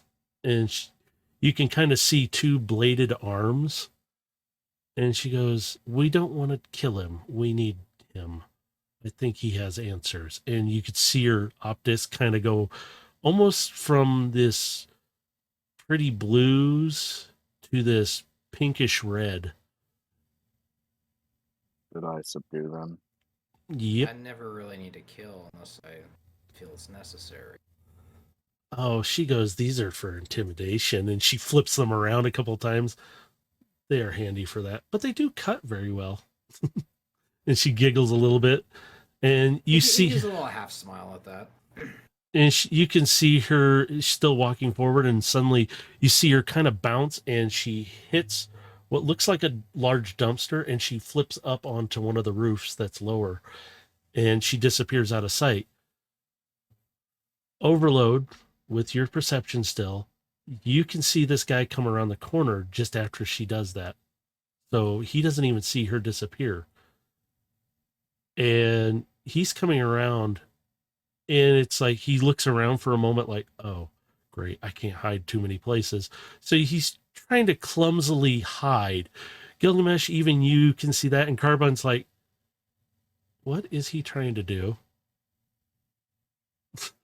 All right. So, in this alleyway, is there more like turns and stuff? Yes, there's a turn up to the left, and then it goes straight still also. Okay, because what I'm wondering is if there's also like small doorways. There are a few doorways. Whether they're unlocked is another question. I don't need to know if they're unlocked or not. I just need to know if one of them's big enough for me to hide in. Well then. Yeah, you could hide in one. Yes, they are kind of like stoops, so you could actually sit inward a little bit. Yeah. Then I'm just gonna like give a slight signal like let's head right. This guy kind of he's sitting there. You can tell he's fumbling a little bit because sometimes he's knocking into something. Like he's trying to hide behind it, but he's not doing a great job of it. You know, which when we do get around the corner, I want to hide within one of the indents. That way, Alright. it should be easier for me to get a hand on him. I won't even have you do like stealth for it because you're going to catch him by surprise is what's going to happen here. So you are standing around the corner, Void Striker and Gilgamesh. Are you going to continue forward then a bit? Yep. We're gonna be the Yeah, bait, I guess, in this scenario. I mean, I'm not exactly in a situation where Void Striker can hide, so You Well, all you can I was- change your form.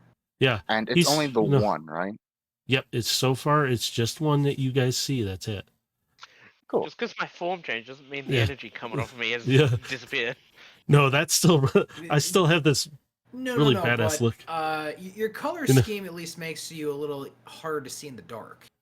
Yeah, the only thing Red that would energy, not so much. No, but it does look intimidating, and it's one of those. It's like, as you guys continue forward, Overload, you're sitting there. Can you give me a perception check, please? Sweet. You hear some shuffling near the corner, and you hear somebody. They went around the corner. I may need some backup. Two of these guys are big. I'm going to keep pursuing. I lost the fourth, though. I don't know where they went.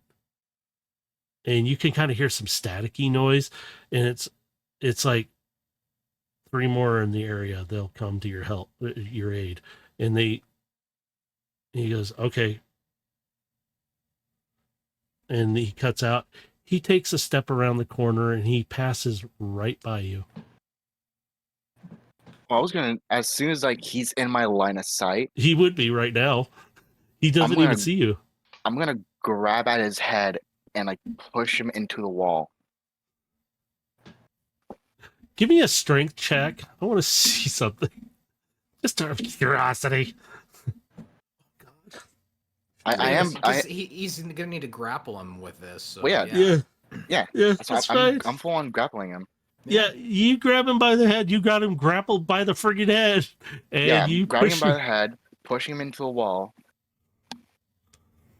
You Right. kind of smash him into the wall. He kind of crumbles.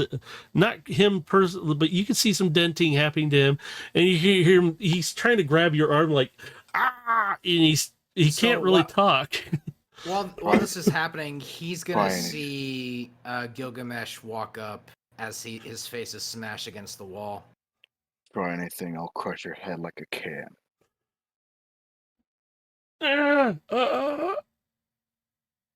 Look it. Come on. Let's just talk about this. And Yes, You let's s- talk about this. you. Who sent you? Can I roll intimidation as I approach? Oh my god.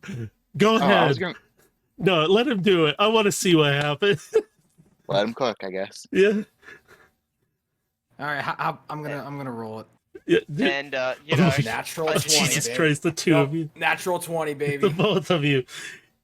Gilgamesh, you're already terrifying this but you can't be him, could you? You're terrifying. And then his optics kind of shift past you and they go even wider. Oh, and you Gilgamesh's mask will pull back and reveal his fanged teeth. and you At see this this guy point, I- freaking out. would you like to know the key point of my intimidation? With my disguised self, right in the middle of my chest, I'm going to let a glowing red Decepticon symbol appear. Oh shit.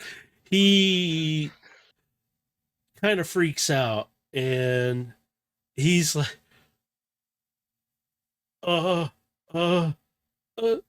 and So he start literally talking. he literally leaks lubricant Sure. all over himself. So let's First off. talk. First off, I'm gonna like bring his head off of the concrete or metal, whichever case, off a bit, and I'm going to assume that he had an earpiece or headpiece, I guess. Well, he had his comms and that's what he was talking through.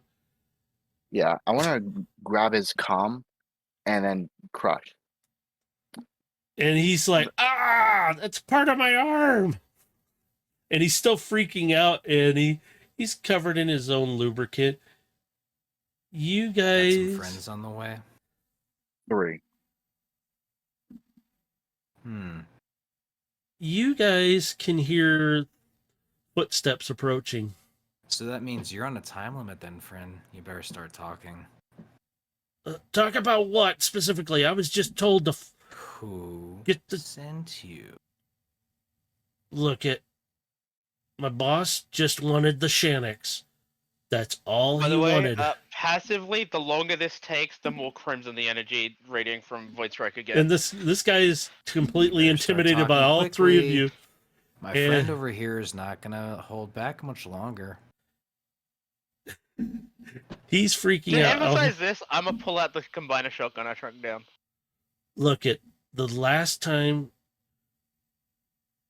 that we saw her with anybody was descriptions of you two specifically, and he's looking at you, Overload, and you, Gilgamesh. He doesn't recognize who Void Striker exactly is because his color is different. Disguise. Yep, he's disguised, so he doesn't realize he's terrified by him. He's terrified by you, and he's even it's to the point of he's completely terrified by the three of you. And he just wanted the Shanix for the part that she took. All right? She said she was going to pay it. She never did. And then she took the other part. What part and who? It was some kind of capacitor or something. I don't know him. I just know I'm supposed to retrieve the Shanix or take it out on him.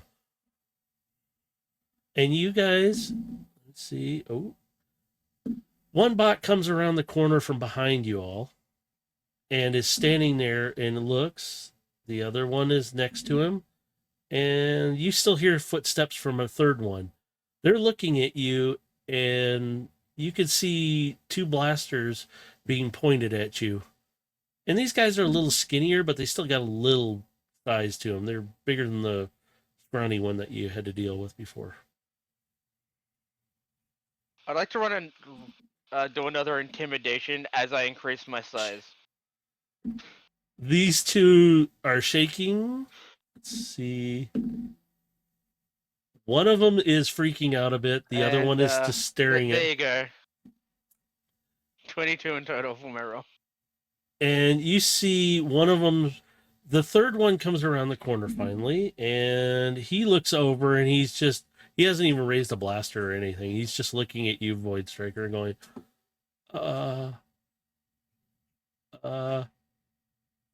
and let's see if he does it. Oh, shit. One of them panics, fires as he falls backwards. And out of nowhere, this silvery flash blocks the shot and slices the blasters all in one jump. Because she got a natural 20. And she's holding the blades, her blades held out right at their necks. And you can kind of get a side view of her eyes. They are red. Kind of like Void Strikers. Look, she is emitting red right now. Where is she? Now there's 4 of you intimidating all of these bots. I'm going to simply point to a spot against the wall and go, move.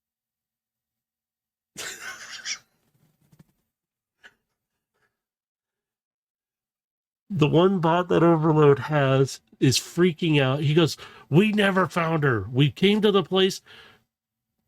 We tore it apart trying to find the parts, or at least the Shanix, and all we found was, and then there was nothing. She wasn't even there. There was a bright light. That was it. That was before we got in there. The other 3 are just, they're losing it. One of them literally is about to pass out, so. No, make that they do pass out. Never mind. That's funny, because I was going to intimidate them into passing out. Yeah. The one that actually was the one who slipped and kind of misfired is the one who passed out literally and is out like a light on the ground. The other 2, Speedstar is just emitting red. I am about to slice somebody's head off if you don't give me an answer. Where is she then? The bot that Overload's still holding, we don't know. She wasn't there. We were just told by him to get the Shanix or take it out on her, but she wasn't there to do either.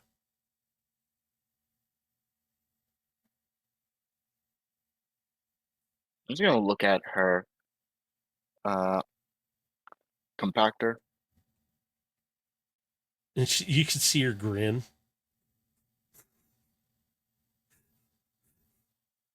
And I'm just gonna slowly enclose my hand. You see him start to scream out and trying to scream, but you're literally crushing him. The other 2 are like, we don't know. We really don't know. She wasn't there. We ransacked the place to try and find anything, and she He just wasn't there. There was no Shannix even. Even the parts were gone. The other one kind of speaks up in a stutter, just kind of. And you see Speedstar kind of start sinking her blade into one of the bots slowly. Can I do a check to try and see if I can pick up a trace of perhaps a space bridge in the area? Yes. Investigation, intelligence, insight. What do you want? Let's do insight because this one is personally to you. So let's do insight. Let me guess, you're gonna do flash. And reveals. I'll just use up another one of these. So use them all up as quickly as possible because I know you hate it. You were close enough to Addie's place because Speedstar was going to take you there. You pick up what is kind of like space bridge tech, like not technology, but a residual of a space bridge energy source, or at least was a source at one moment.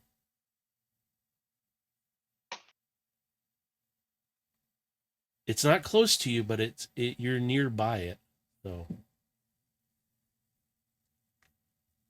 And with that, the crimson energy that I'm going out is just going to immediately flash to blue as I begin to transform into my aerial form. Oh, did you find something?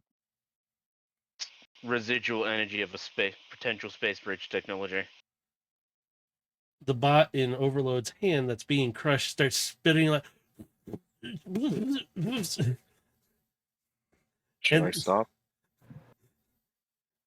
I don't think they're useful anymore. Speedstar goes. They didn't do it. Is got the blades to the other two, and she slowly, and the one that's got the blades slowly saying, "That's the bot we were supposed to locate, you." And he's still got his hands up, but he's pointing at you, Void Striker. You were the last one with her. We were supposed to find you as well because of her. And he's like shaking, and he's kind of pointing, and he's like,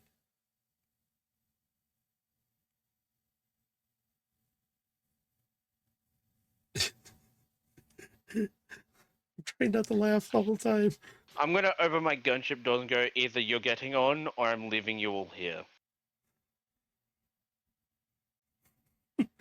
Speedstar kind of. It's just he's gonna calmly go up to the gunship and hop aboard.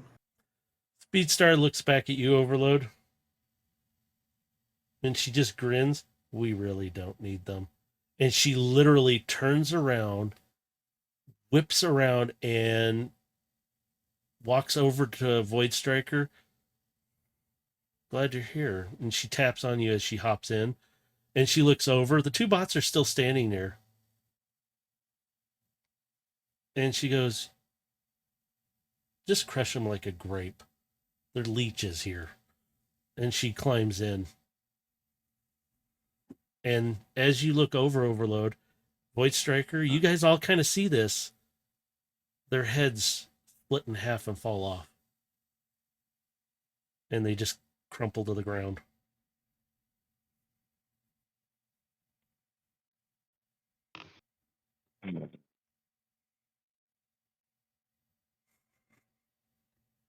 Pop. It's simple. Pop. By the way, my nose gun, I'm just going to point to the one laying on the ground and just pop his head. Everybody's popping heads around here. So I'm not. I got into the gunship. I'm just ready to go. Overload, really you just literally just crunch, and he goes limp, and he just falls to the ground after you let him go. And He's you gonna, got like, The authorities are going to love that rhyme soon. just gonna shake my hand off, like, get the oil off. Speedstar is still sitting there. Her blue-ish kind of highlights are still red, and her optics are still red. And she's kind of sitting in one of the seats, and she kind of taps on you, Void Striker, in just a random spot. And she's like, "We're not too far from her place. We'll find her." And she The kind moment of, Overlay gets on, I'm just going to take Yep. off.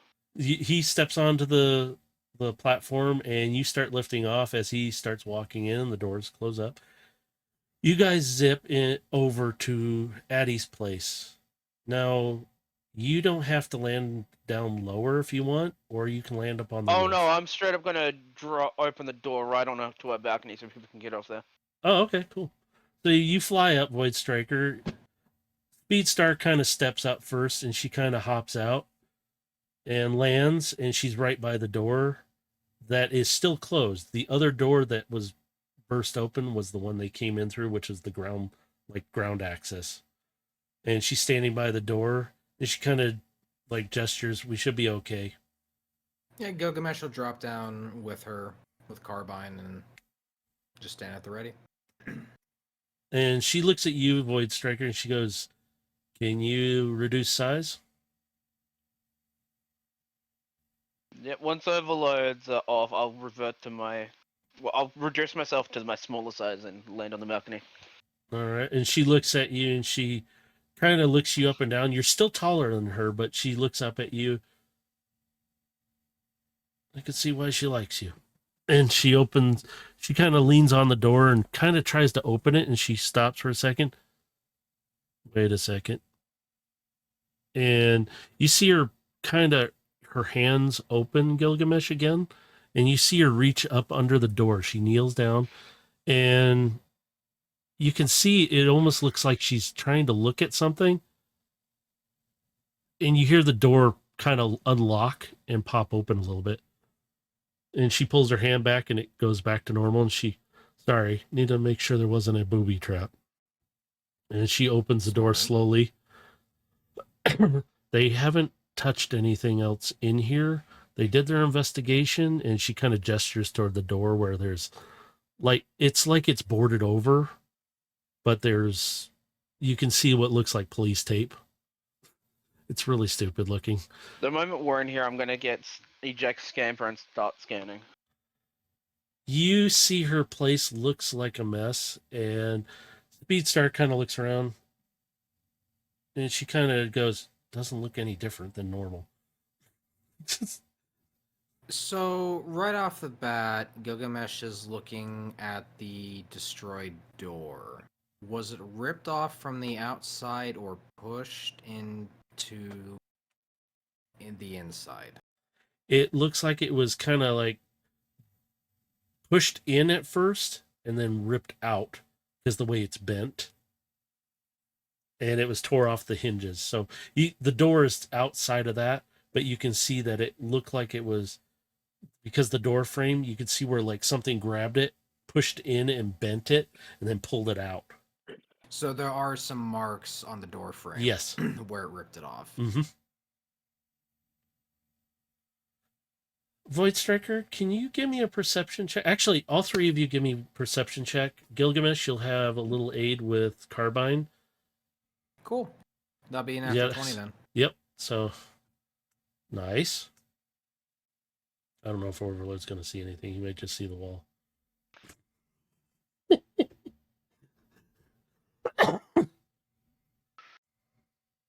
Overlord, you going to give me a perception check? We don't need him. That's all right. We don't need him. Fine, we don't need him.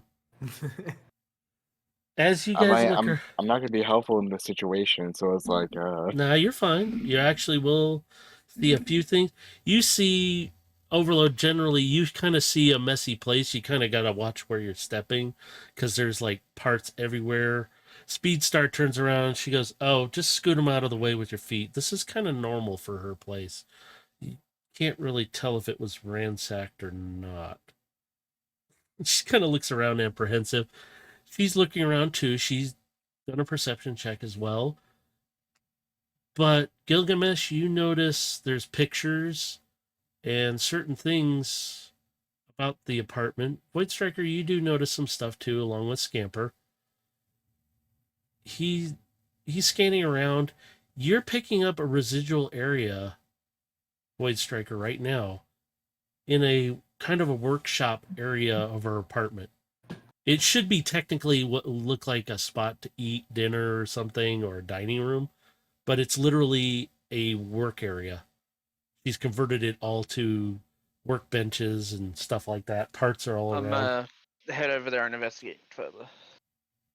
Gilgamesh, you notice certain things about the apartment, and Speedstar is kind of there looking, and she goes, Addie's always good about staying out of trouble, but I think this time she didn't. Those were more of like you borrow things, but you gotta pay for them, and sometimes She was inquiring Void Striker about space bridge technology. oh god, you could see her just go shaking her head. She's always been into the tech. She's a well, bit of an egghead. No offense, Void Well- Striker. She kind of leads around. None From the taken. sounds of things so far, it sounds like she may have jumped through a space bridge. A test jump. Perhaps. Or maybe just trying to escape what she knew was coming. Speedstar's looking around. She checks what would be somewhat of a kitchen, but it's covered in parts and stuff. She opens up a fridge. There's food and stuff in there that's Energon based. She goes, there really isn't anything in here. Gilgamesh, you notice oddities about the apartment, though. You kind of notice certain things are placed in a certain way because of your background and of experience of hiding things as well, but also locating them. You notice there's what looks like some pictures hanging on the wall in a precarious way. They're kind of shifted from looks like somebody either knocked them around or something, but there's something odd about where they're placed. There's a pattern to them. Mm-hmm. You see So- this. Following that pattern, what would it lead me to? You notice that the pictures seem like they're out of order. Because Speedstar comes over. Oh, she goes, that was her first race. And this was one of her last races where she did really well. Oh, this was funny. This is one where she wrecked, but she still came in second. And they're all out of order. There's like 4 or 5 pictures that she goes, she's always been a clutter about things. But you notice most of her apartment, the pictures are kind of random, but they're not like these ones are. They're placed differently. And Speedstar kind of walks off looking around. She goes, no, I found a data pad, but it's just, she kind of scrolls through it. Just generalized information. Gilgamesh is going to start rearranging the pictures in a chronological order based on what he had just heard. While you're doing that, Void Striker, you and Scamper pick up the location of this space bridge. You're literally in the middle of her work area, and it's right where you're standing. I'm going to look over it to see if I can figure out where it's sent her, if it's sent her anywhere. It's if you're standing in the center of her work area, you're standing in it. I'm going It's to weak, attach but it's there. myself and go through its to her workshop computer and go through its data real quick. As you do, you read through her. They're generalized files. Some are making vague references, what might be to this person that she's getting information from that might help her. You realize that's you, but she's using code words so that it does not go back to you. And as you're doing that, Gilgamesh, you rearrange those pictures, and a panel on the wall that blends in so perfectly opens up. And there's a data tablet in there. But this one's a little different. It's shinier. Looks like it's almost like it's it's meant to be hidden. He's going to pull a tablet out and attempt to start it up. It boots right on. It kicks right on like, boop, it's fast. And All right, Speedstar what notices. information do we got on here? Well, Speedstar notices you holding it. She goes, "Oh, that's part of our network. That thing also doubles as a communicator. But usually it has to be with whoever to work to get into our network. But it also contains other files. I mean, you could look through it. You If pretty this much know. item is so important, why would she have it under lock and key? We usually keep them hidden. It's for off-site." And she kind of generalized looks at the apartment off-site. It's not the greatest thing sometimes, but he hid it pretty well because they couldn't find it. Even with the scan, that's shielded. How did you figure it out? And she kind of looks at the panel like, He just hands her the tablet. Lucky guess. and she goes, she pulls up the last data entry and she goes, "Oh, I don't think this one's for us." And she kind of just, Sorry. it's for him. And she points at Void Striker. What do you mean it's for him? Well, it's a communication she was going to send him. It looks like after their date. It's kind of, you see where Oh. she kind of blushes a little bit. It's nothing really appropriate, but I don't think it's for us, really. Fair enough. I don't really want to read that either. She kind of looks over at you, Void Striker. Do you want me to read this out, or do you want to read it? I kind of already have read it. Sorry, but she goes, "How about this? I'm just going to skip that one real quick." And she goes, "This is generalized of our network. What's happening on a few things. These are things that she was working on." Oh, that's stupid, are you? You shouldn't be playing with those things. Playing with what? If she did. Oh, no, that's why they're after her. She does owe them. Damn it, Addie. And she looks up. Those bots, they're from, like, loan sharks, right? Well, from what it looks, she bought a piece and she still owed them Shanix. She said she still needed a piece. She stole the other piece. And she shows you on the tablet what. And she kind of generalizes that it's a piece for whatever project she was working on. And that she was close, that she needed this piece to finish it. And she kind of scrolls it up and she goes, and then we're at the last message, which is for him.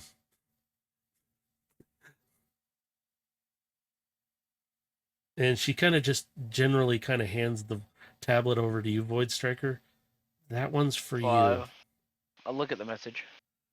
And you read it, and it goes over with first starting with, it was a communication that was supposed to be sent to you, but she never finished it.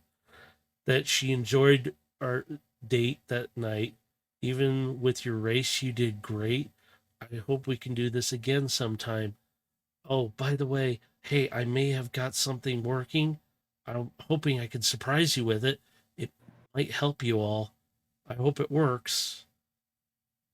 I may have made a mistake, though, getting what I needed. But I'd like to see you again soon. I want to show you what I've got going.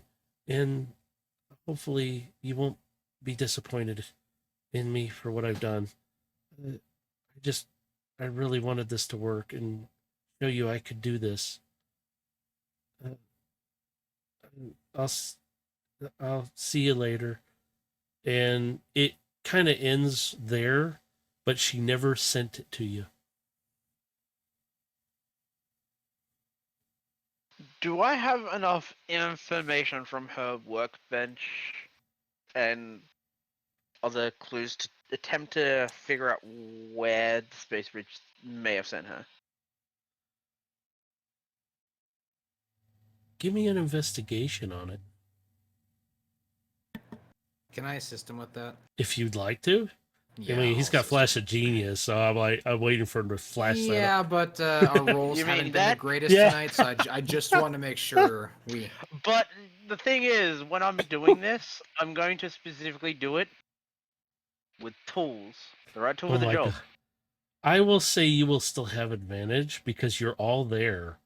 Even Carbine, remember, she's not just Carbine. She is still a scientist. She looks over at you, Void Striker. She perks her head up, and Speedstar kind of looks up. Oh, I forgot you were up there, little one. And she kind of gives her a scratch behind the ears, and she kind of purrs in your ears, Gilgamesh. But she looks up over at you, Void Striker. Those parts, Void Striker, do you think she made a pocket version of a space bridge?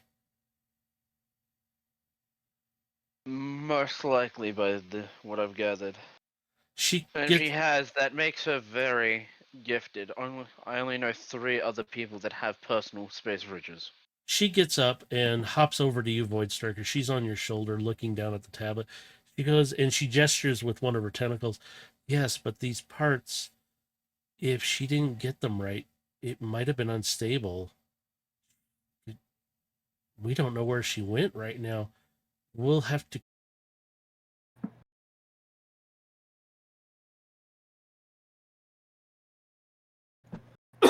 It's either KFC or Popeye's chicken up here. Like, there's like no in between. Nice, Galaxy.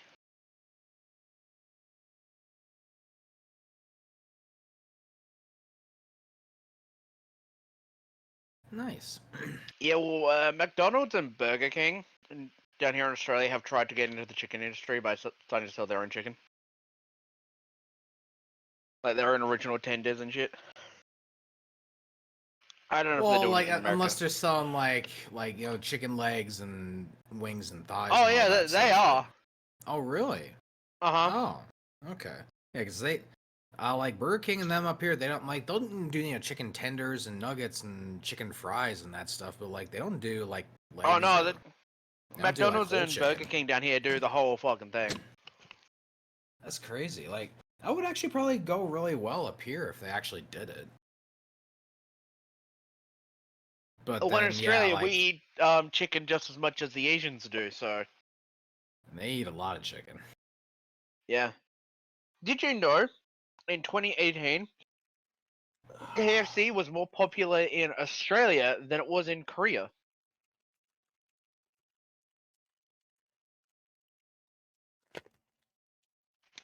I'm a bit surprised KFC would be very popular in South Korea in the first place. Well, I know okay, when it's it comes to pretty Korea popular in and Japan, when it Yeah. comes to like Christmas and whatnot, instead of like turkey and whatnot, they have chicken. Oh yeah, I've seen the Christmas buckets Ooh. in Japan. That shit's ridiculous. Like, man, why can't we have that here? Yeah, What the Korea fuck? really We are- does like its we are chicken-based the- products. We are the So KFC is originating very country of popular. KFC. We don't even get that kind of a holiday bucket from KFC. Like, what the fuck? We do. We do in Australia. We also get a bucket when the cricket and local football league is doing their finals. Like, I think you can get like. Do you know what buckets the like ads that are, by for, the like, way? Thanksgiving. But- The ads are hilarious for these buckets. They're just like, when you finish the bucket, just put it on your head and show your face to your team because you can get the buckets in your team colors. Yeah. So, but in cricket, when it comes to the cricket, it's just green and gold because that's the Australian colors and we're cheering on the Australian team. Yeah, you're cheering on the national team. I get you. So you'll see a lot of people actually just buy KFC, give the the chicken inside the bucket to like random people, and then just put the bucket on their head and walk away. See, that's the kind of stuff that like KFC would do for like the Olympic Games for the US team. Like they'd have like these specialty buckets or whatever that would be all like USA themed and logoed up with all the Olympic stuff. Yeah, that and all happens every year for the cricket. Yeah. in Australia. Like that's the only time you really see like that kind of crazy stuff like out of KFC for like promoting like national like stuff like that. It's They gonna be also the do it on Olympics. Australia Day too. Mm. Yeah. I love the Yeah, 4th of conversations you July. guys have when I'm just walk away for a moment because I'm like Yeah. waiting. We're I just shooting the shit. He's talking about I KFC just- in Australia, and I'm so- I'm a bit surprised by that kind of stuff down there. Like, I'm just sitting here listening, eating him part of a Milky Way. I'm Well, like, I'm talking about nom, nom. KFC chicken. Why eating KFC chicken? yeah. So I'm just sitting here, just going, okay. And I'm just talking about the fascinating differences between different fast food franchises in different countries. Oh my I'm god. not gonna lie, I want some of the stuff that's sold exclusively in Japan. I do too. I really do. Okay, let me Did you know that Okay, I think we're back. Australia was selling Angus Think. beef burgers in McDonald's for a while? I mean, you would have kind of caught up then with America because they were doing Angus beef in McDonald's. Yeah, I think it's like a while couple years ago, back. We had like a month-long special of like Wagyu steak burgers, and they were stupidly expensive. Yeah, I think they were doing like Angus like third pound cheeseburgers at McDonald's. Like, God, this is maybe. Yeah, when I we was, don't like, have the somewhat out of high supersize shit school. you guys got though. Yeah, that's the difference. Like we like our large fry will like feed 3 of you. Nah, man, it wouldn't be 3 of me. Trust me, I'm fat enough. Well, not 3 of you, but 3 of any average person, I guess. Okay, let's get back to it because I think everything's smoothed out finally. Yeah, I mean it's been smooth for It 5 sounds minutes like it. now. Yeah. Like so, it seems to be okay. Yeah, I'm like I wanted to be sure. My transfer now. Yeah. All right, Galaxy. Thank you for lurking. We appreciate you. So let's Thanks for see. listening to my Australian KFC rant. I want chicken. Does sound good. Then God get dang it. Okay. I got panko Let's see. bread and- Okay. Void Striker, where did I leave off with you? Because I don't know where it cut off at. Because I think you were looking. Because Carbine was asking about. Carbine was on my shoulder Mhm. pointing out stuff. And she was talking about the parts that it would have been possibly very unstable. And if you can pick up the. If there's still enough residual where the last location was at that she left from, possibly. Correct me if I'm wrong, but wouldn't these portable space bridges only be limited to like certain drop points? Depends on the strength of the parts used to make them. And we don't have at least an idea of how much power she exactly had. I mean, based on the inventory of parts, could we maybe extrapolate it? Given the inventory of parts, I should be able to extract the location of where she may have been sent to. That's very well possible. If you can locate the last location, you might be able to pull the data as long as it's not too weak. And she kind of, you see her head tilt and she looks down at the workman and she gets down. She kind of uses her tentacles and her paws.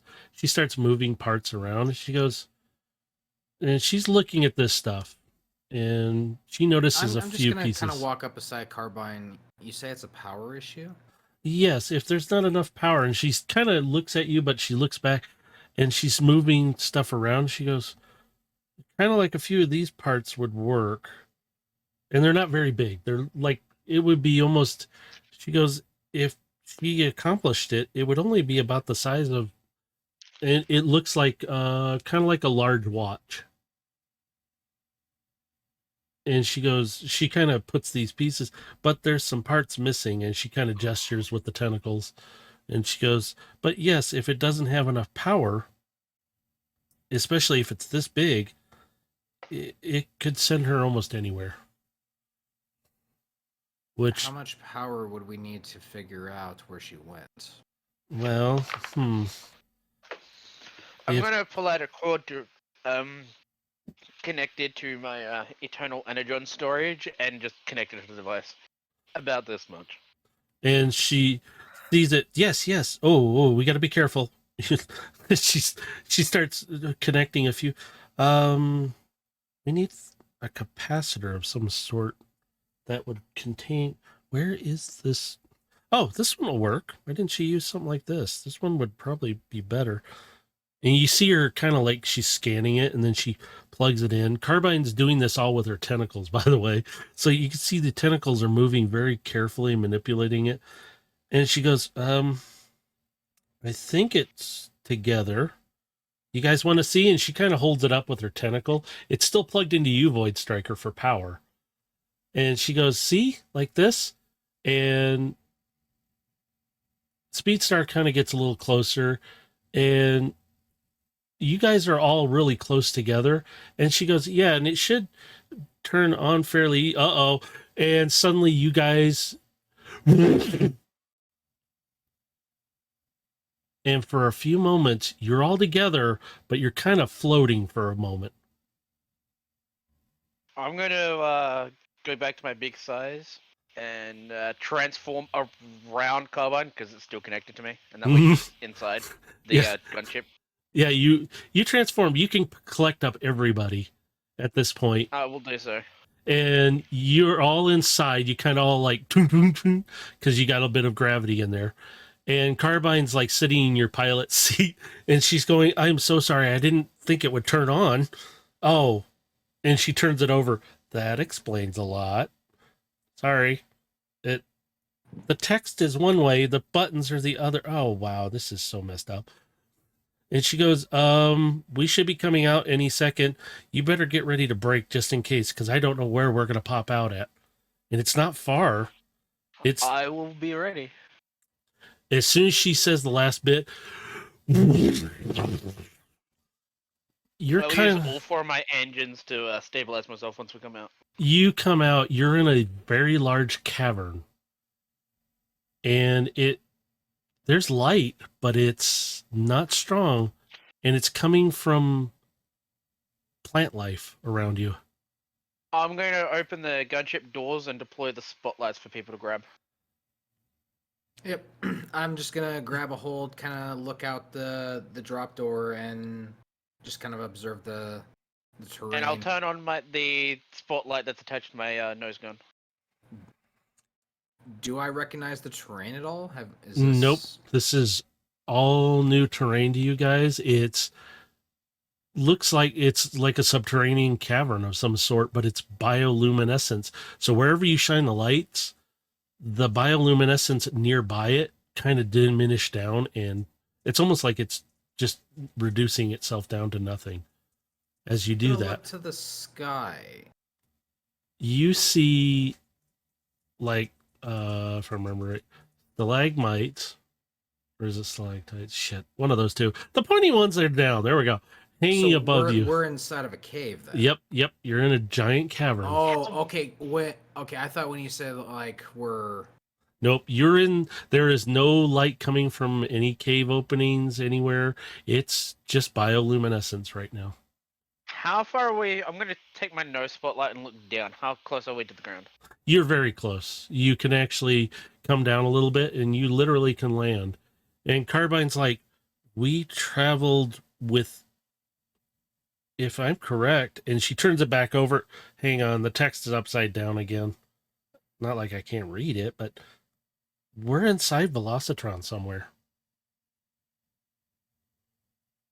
But the way we got here was unusual. And I think...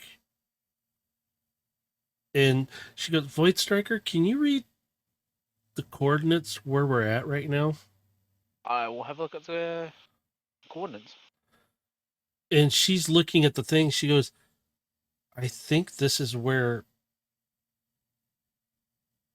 your girlfriend popped out at. And she stops and she realizes that her ears perk up and her eyes go wide.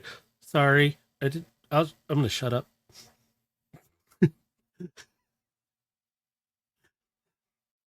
And she keeps flipping the thing faster, like, oh God, what did I just say? He's like nervous now. And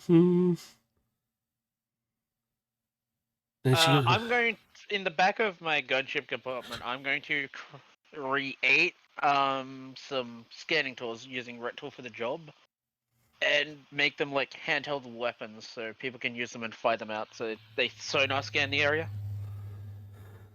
As you do, Carbine goes, I don't think we can use this to get back, though. I think this is a one-way trip. And she's like, you might want to take a look on the inside of this, but I think it's only one way.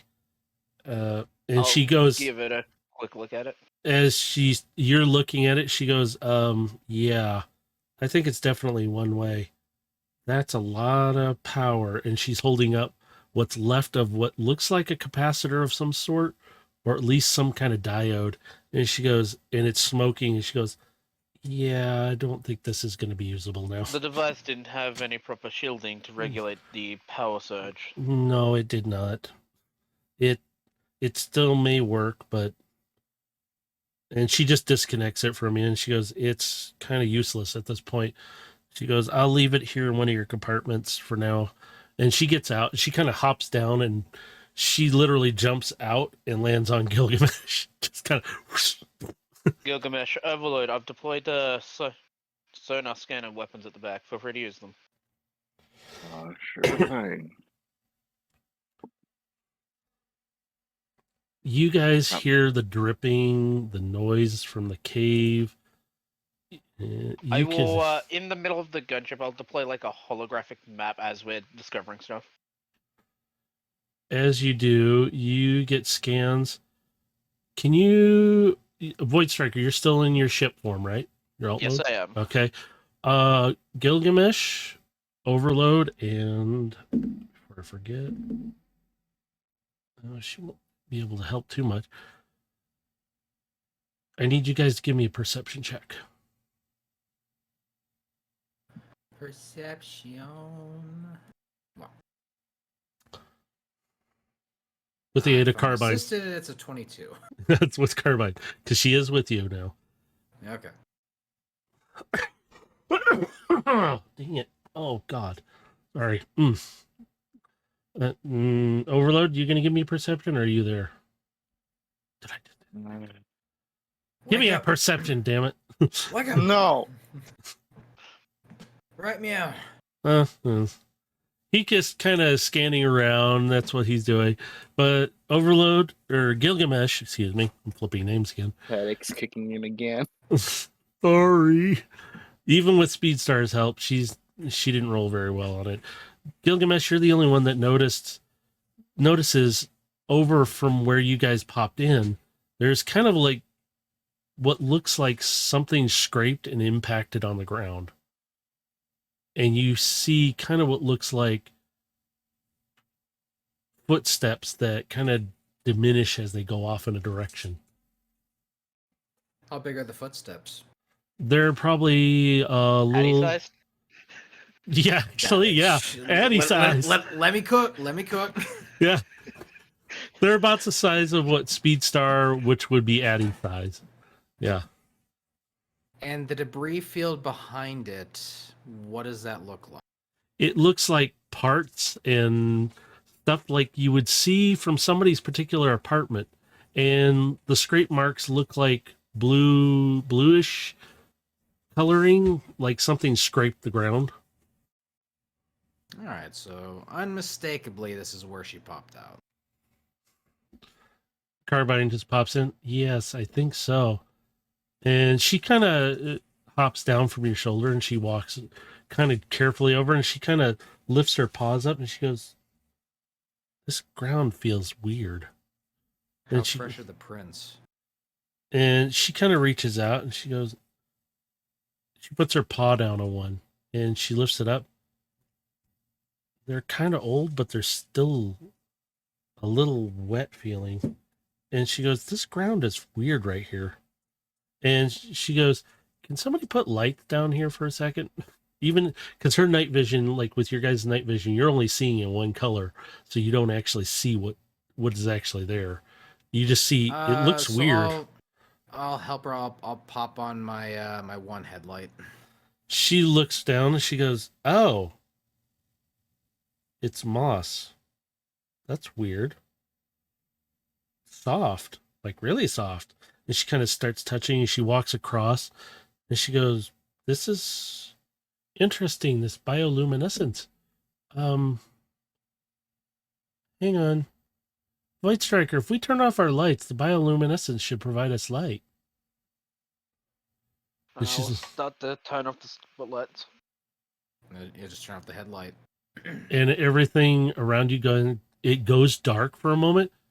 And Speedstar's like, I think we need to turn a light back on and all of a sudden, as she's saying that, the lights from the plants, everything start to light up and they're brighter this time. And Carbine kind of walks over to this funny looking mushroomy like thing, and she kind of pats it with her paw. Yep, bioluminescence. This is unusual. The lights inside my gunship mode, I'm gonna switch them from normal to like red, so they don't stop Ooh, that's cool. bioluminescence. As you do, the lights still keep going, and Carbine looks around. She goes, "I think you're okay to transform in here, Void Striker." And she's looking around carefully, and she hops back up on you, Gilgamesh. But I think she went that way, and she points with a tentacle.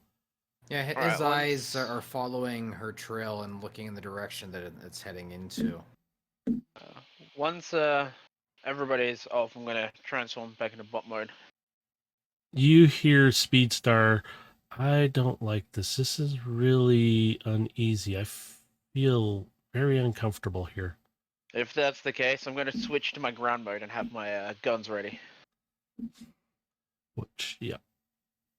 Well, All if right. she's been constantly on the move, she would have an 8-hour head start on us. We don't know where she is or how far she's gone, but I know she's gone in this direction. He points where the footsteps are leading to. It kind of leads off into, and you see the bioluminescence kind of lighting the way, and it's lighting up this huge, long cavern. And it looks like it kind of curves around and out of sight, and it opens up more, and it almost seems like there's a brighter light source down there. I'm gonna attempt to see if I can contact Addie.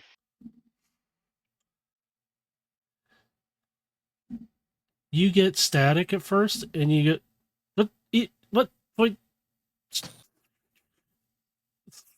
and it cuts in and out for a second. Need danger, and it cuts out completely. You don't hear anything else after that. It's dead silent on the comms. I just tried communicating with Addie. I believe she's in danger. Well, let's follow her trail then. You guys can ride on Void Striker, or you guys can walk it and have him kind of following behind a little bit or in front of you. I'd rather be on the ground, being able to visibly follow the trail. Because I'm also looking out. Gilgamesh is if more of a I'm hunter, so I'm more spotting- comfortable with him being in front of me following the trails. And Yeah, So, and Gilgamesh I'm is- also looking out for any other additional footprints that might be potentially followed. Speedstar kind of walks up and she goes, I'm not really designed for this. And I'm not. I will open up my doors to let her in. She kind of pats on you. Thank you. And you can, when she touches you, you can feel her visibly shaking.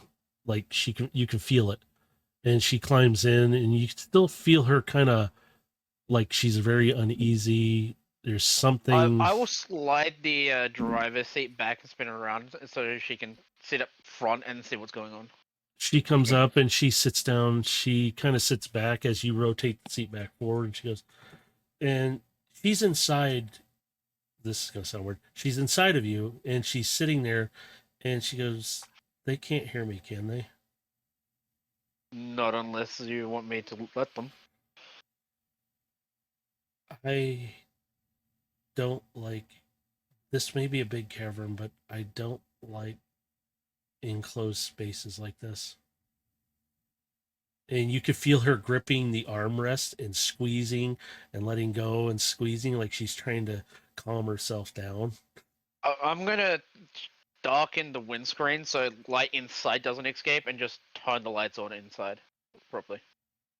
And she starts to, you can see her optics are kind of closed and she's just, okay, I can do this. It's for Addie. Need to find her. And she's very stressed feeling, but she's calming down. Like, please don't tell them. I'll just deploy the emotional support scamper for her. She kind of, oh, hi, little. And she starts petting Scamper like a cat almost. And she starts calming down. She's like, thanks, Void Striker. I needed this. I'm sorry, I'm not helping much with this, am I? We all have our strengths and weaknesses. You're Yeah. braver than most to admit yours. Let's just find Addie, okay? And Apologies, the ride gets a bit bumpy. I'm fine with that. And she kind of, you can see her just kind of like, I'm just going to look down at Scamper and keep petting. She doesn't want to really acknowledge what's happening around her right now. She's just very nervous.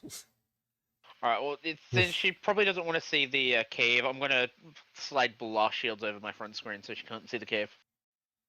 And she's like, I'm okay in here. I don't want to, never mind. And she just quiets up, and she's silent after that for quite a while. Gilgamesh, you're taking point. Overload, are you going to be up there with him, or are you going to kind of follow alongside, or are you going to ride along too? Well, yeah, I was probably gonna go on the side, be like an Overwatch. Okay. Oh, So, you could probably sit in one of my top guns if you want. God, you're going to give him control of big guns? Sure, you want that? So I have as 2 of them. So as Again, are I'm you up sure you want that? in the point, I'm continuing to follow her trail, but I'm doing it slowly enough to where I'm not making a whole lot of noise as I'm moving through, and I'm being careful of where I'm stepping to make sure I'm not making a whole lot of noise in each step. I'm purposely trying to be stealthy, but I'm also not being like very slow about it. I'm being I will give you more Yeah, description brisk of your. pace. I will give you more I'm gonna description of your keep a terrain. distance enough from Gilgamesh that the engines of like my half track going over shit is not really, Right like, now, stopping him from doing shit. You're far enough back to where you still see me, but you're not making as much noise. yeah, Gilgamesh, as you're walking across this terrain, you feel what Carbine noticed about the ground. It kind of goes like rock, but it goes to this mossy grass like feeling. It's very soft at times. It quiets down drastically. You barely hear anything. As Void Striker rolls over, he can feel this, but it doesn't affect his movement in any way. So he's able to just keep going. Well, But joys of having tires and treads. yeah, so you're rolling across it, but you can still feel it too. And you're rolling around. Overload will feel the same thing as well. You'll feel the ground changing. Every so often, you'll walk right across a patch of You moss or know, something. I know what Overload can do. He can hang off the side of me like a goddamn SWAT truck, remember? Oh, God. Hell, fucking yeah! Oh, there he goes. So he's hanging off the side, and he's like, yeah, I'm ready. As a soldier should. So as you guys travel down, I need you to all give me a perception check, except for Speedstar, because she is right now, she can't see nothing. She doesn't know what's going on. Oh, Hey, we all did pretty well. All right. So you all three, you guys can see footsteps. And Carbine even notices these footsteps. And you guys can kind of see that it looks like Addie started picking up the pace, like she started running. And it's down this long, wide cavern. And you see the ceiling of this cavern kind of dips down a few spots. You guys notice ahead of you, there's a spot where it dips down. You see that some of those little spikes are on the ground. Carbine, go to rifle mode for me real quick. She immediately transforms and she hops right into your hands. She just kind of drops right there. And He's gonna kneel down and he's going to look down the sight. And Upon seeing he's... Gilgamesh kneel, I'm just gonna stop. you're all And- silent right now, and it's quiet. You just hear the dripping. You hear kind of what sounds like a bit of a breeze, but it's distant. What are you going to look at? I'm looking to the ceiling as there's broken debris in front of me. You see Carbine automatically highlight off to the left side of what looks like where Addie was running. Because you guys can see her footsteps where it goes wet and everything. Off to the left, some broken stone that has been knocked from the ceiling. And you kind of pan around, and Carbine goes, "Go back to the left," and you pan back to the left, and she goes down, and she goes, "What's that?" And she zooms in automatically for you because she's interpreting what you're wanting, but also what she's seeing, and she brightens it up through the reticle, and you can see a very large, looks like a 3, possibly 4-toed foot of some sort. It looks like possibly it's got talons of some sort on the foot, but it is very big. I might have a large organic in the field.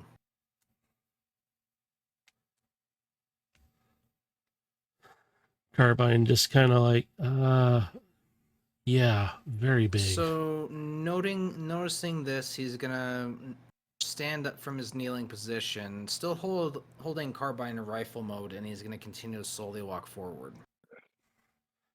You continue forward. You come up to that spot where those stones are broken. You see the footprint, but you see another one that crests. Like it's just over a crest, and it looks like it was pursuing possibly Addie.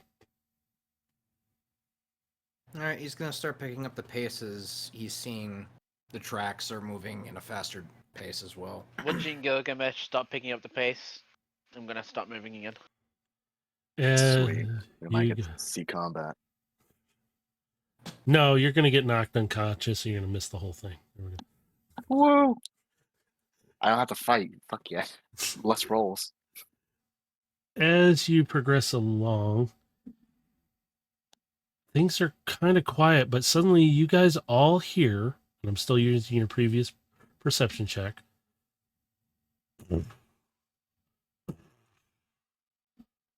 And you hear a loud, just immense roar echo through the cavern. You can't really identify, you know it's possibly in front of you from the way the direction it came, but you're not sure if it's left or right. And it seems like the cavern's opened up and there's a bit more open space here, like it's a little wider, and the ceiling seems to be a little taller. So he's gonna get low again, going down to a knee, and he's looking around for the source of that. It's likely in front of him in his mind, since Void Striker's at his back. So he's just looking in the 180-degree direction in front of him, like all around. You guys see the cavern kind of curves back to the left. And whatever that sound is, it sounds like it's just around the corner there. And it seems like you can kind of see something's kind of kicking up some dirt or dust or something in the bioluminescence. Oh, excuse me. Weapons So- safety off. I'm gonna load my guns. So seeing that, he's going to immediately raise his hand and in a fist to kind of get them to stop, and then he's pointing in the direction where he's seeing the dirt being kicked up, so Overload and Void Striker can see. I will stop upon seeing his signal, though. You guys are all standing there for a moment in silence, and all of a sudden, crackling comes across the comms. Panicked voice, freaking, I need help. If anybody can hear me, please help. Help! Addy, we read you. Void Striker, see you! Ah! And you hear that loud thump through the comms, as well as you see dirt being kicked up. Gilgamesh is continuing to walk until he eventually wide angle turns that corner to see what's kicking up the dirt. You peer around the corner, and in the bioluminescence, it's brighter down here. There's like what looks like huge mushroom-like trees, and they kind of got tendrils that kind of stick out on the sides. They're kind of a bluish with a cyan color underneath that glows bright. And you see this immense, like, lizard thing. It kind of similar to the ones you guys have fought before, but this thing is a bit bigger and it's uglier. Let's put it that way. But it Does it see me yet? nope. It's busy trying to dig into this hole with its head mainly. Wonderful. Taking a shot. You take a shot. I wonder, does he hit? Yes, he hit. Ouch. Okay, let me. Okay. This thing roars back, and you inflicted some good damage on it already, and it kind of waves, like shakes off and turns, and it's looking around for where that came from. Do you And want me to roll stealth? if you want to, you can. Oh, please. Thankfully, its eyesight isn't the greatest down here. It can't see you right now. It just knows you're in a direction. He's going to kneel down so he gets low again. As Gilgamesh is doing this on Lugia, I'm gonna slowly go around to the other side. Oh my god. Now you're a bit bigger. It might see you. We'll see. Oh, it's fine if it sees me. I'm big boy. Yeah, go ahead. Let him see him. See So what Gilgamesh, happens. you can take another shot. It can't. It's trying to figure out what hit it, and it's looking around. Yep. 18. With that hit? You just hit it. Perfect. Ooh. 25. Okay. It gets hit by the shot, but this time it sees the direction it came from. It kind of just starts, and it's roaring it really loud, and it's immensely loud in here. So you're gonna have to adjust your audio I'm putting receptors. carbine on my back, and I'm changing weapons to my sword. And she's like, "Wait, can I play?" It's like, fine. It's gonna get a little close right here. As it approaches, it kind of passes by you. It's kind of near you, but it kind of, and you hear it kind of slow down, and you hear it roar again, and it's kind of like turned around almost from you, so you're kind of seeing its haunch and its tail kind of next to you. It's not real close, but it's close enough that you could strike at it, but it's like it can't see you.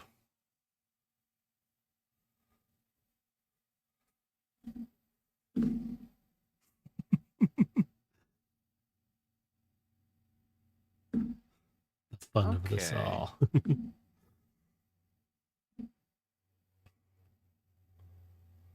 I wonder.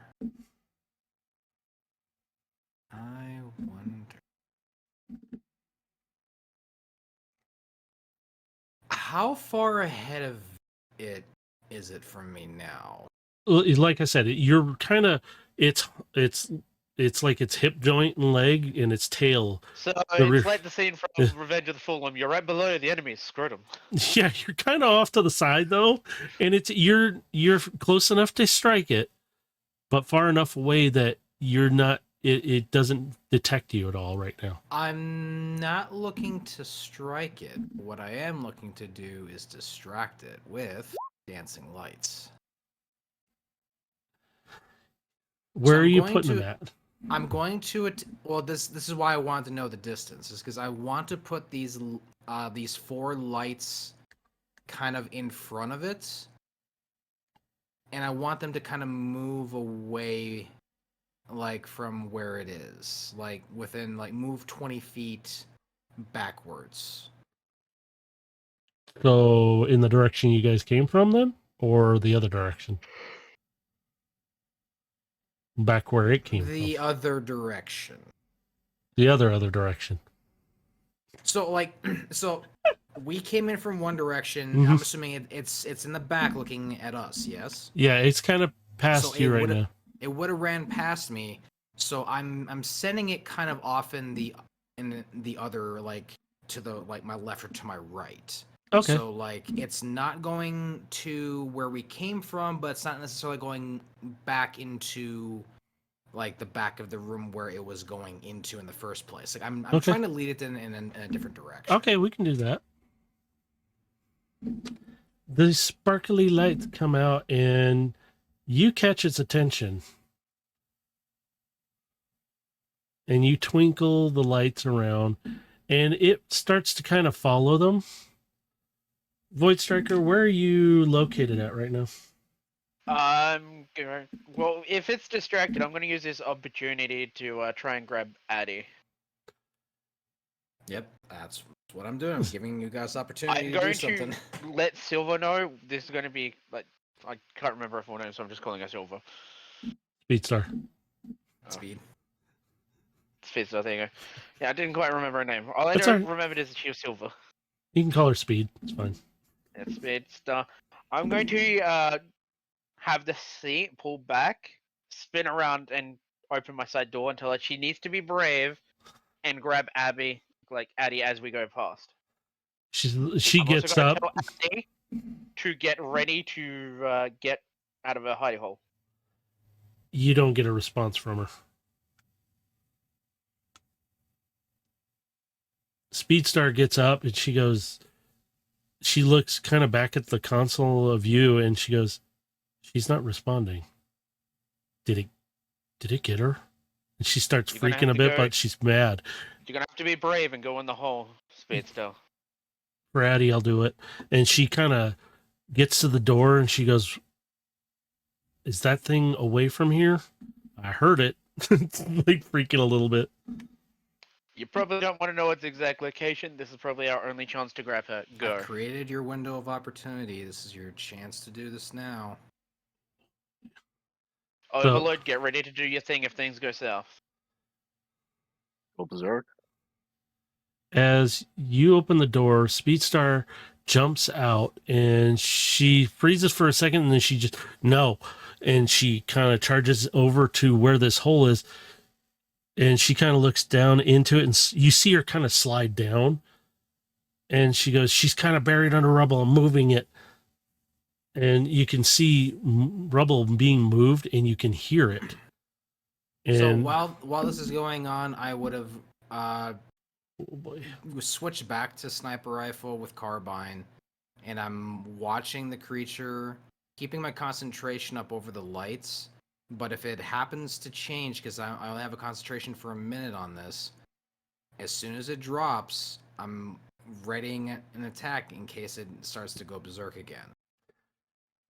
You look down the scope and you see it kind of still, it's watching these lights down the tunnel, not far, but far enough. But you suddenly see its head turn and you can see its nostrils flare and you see it slowly turn from the lights. And it slowly starts walking back toward you. And it's getting closer. 17. You take a shot, it kind of goes wide and hits the cavern wall. This thing sees it, but only the light of it briefly, but then it just starts to pick up the pace. And you hear it roar immensely loud. And you could almost feel a nasty breath come by you because it's close enough. And it makes its way up, but it stops nearby you for a brief second, and it's like it doesn't see you. But its ears that it can hear with, which you can barely see, you can see its head movement, and it literally pinpoints down where it was before, and it starts moving.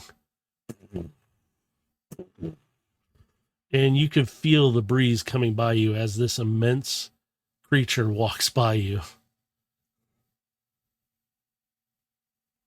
Guys, I don't think it's noticing us. It's attracted to something else inside here. This thing's getting closer to you, Void Striker and Overload. You can hear these steps getting close.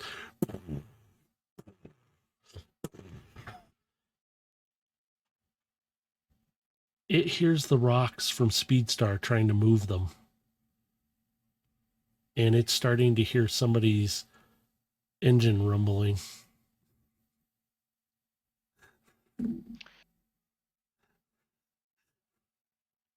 I have My, an idea. I have an idea. I do Okay. too, but I don't know if I'm gonna have the time to do it. That's the question. I also I should have have an plenty idea. since it's a single action. Thaumaturgy. If it's attracted to the sound, Yep. Thaumaturgy would work if it tracks the sound. because what I can make it sound like is that it's I can make it make a sound of a engine revving probably louder than Void Strikers, which would probably overpower it, making them drag their attention over to that. All right, you can give it a shot. See what happens. Thaumaturgy. Let's see.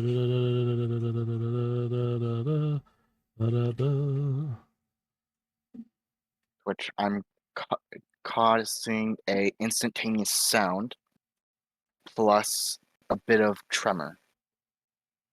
All right. I'm assuming that you're doing this the opposite direction.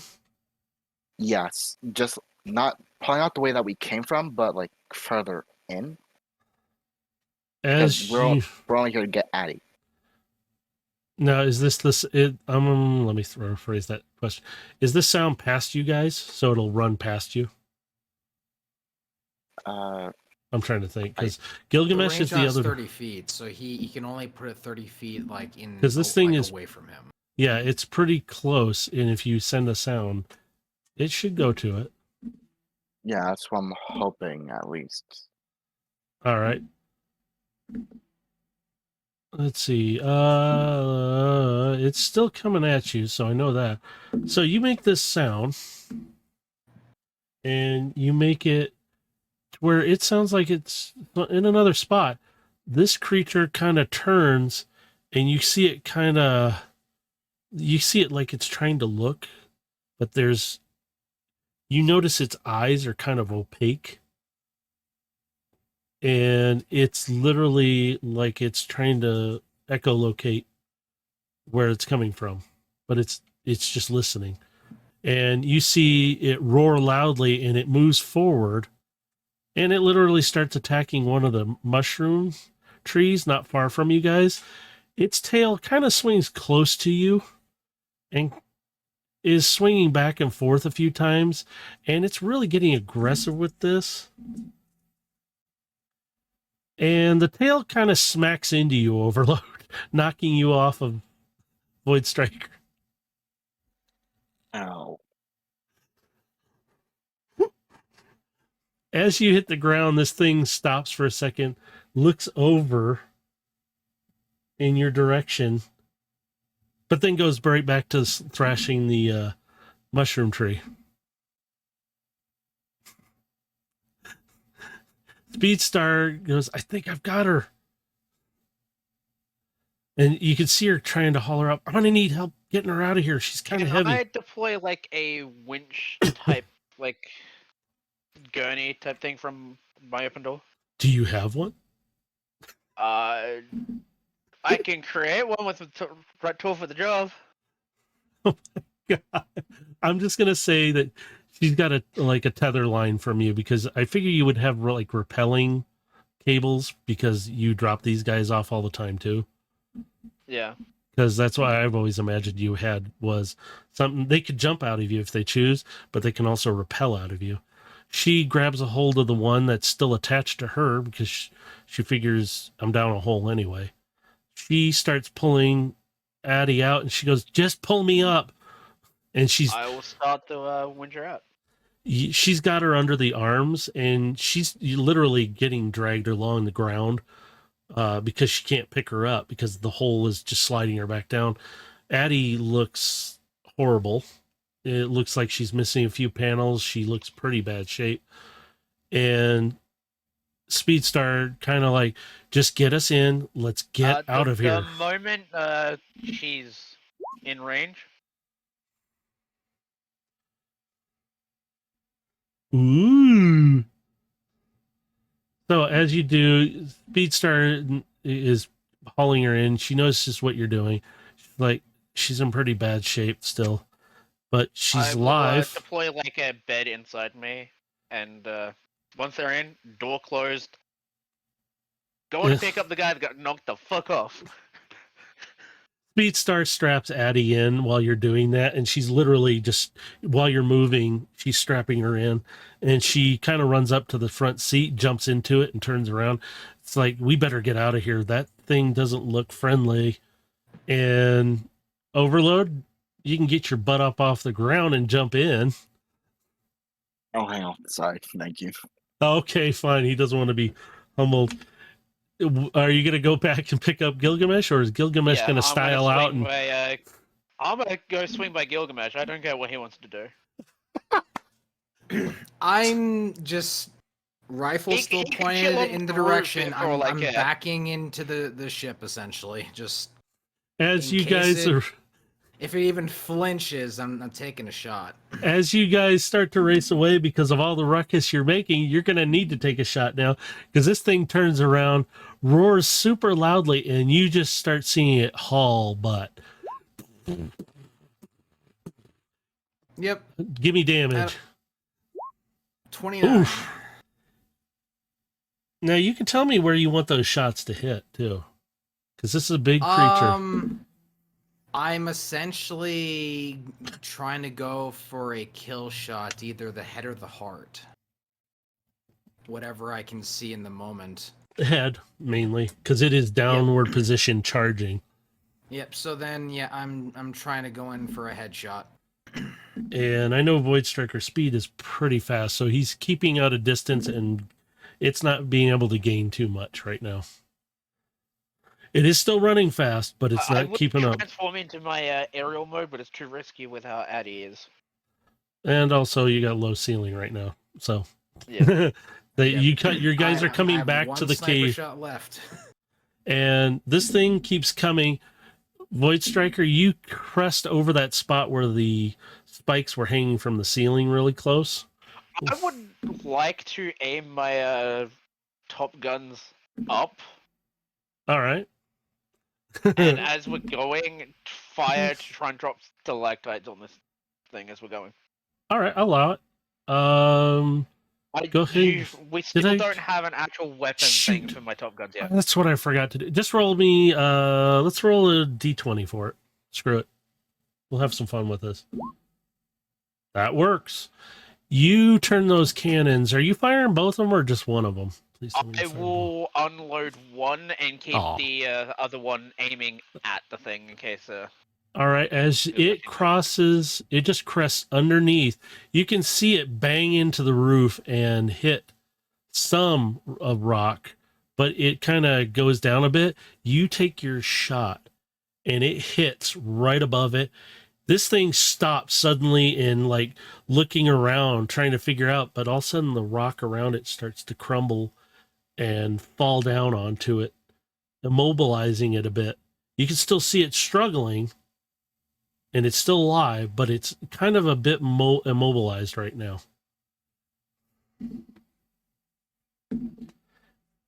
And you can keep on driving. Speedstar probably want to get up in the cannon next. Can we just throw overload at it? Maybe that'll fix it. Bruh. Just put him in the cannon and fire it. Bruh. We double the damage then. He can rocket fist at the same time. Triple the damage.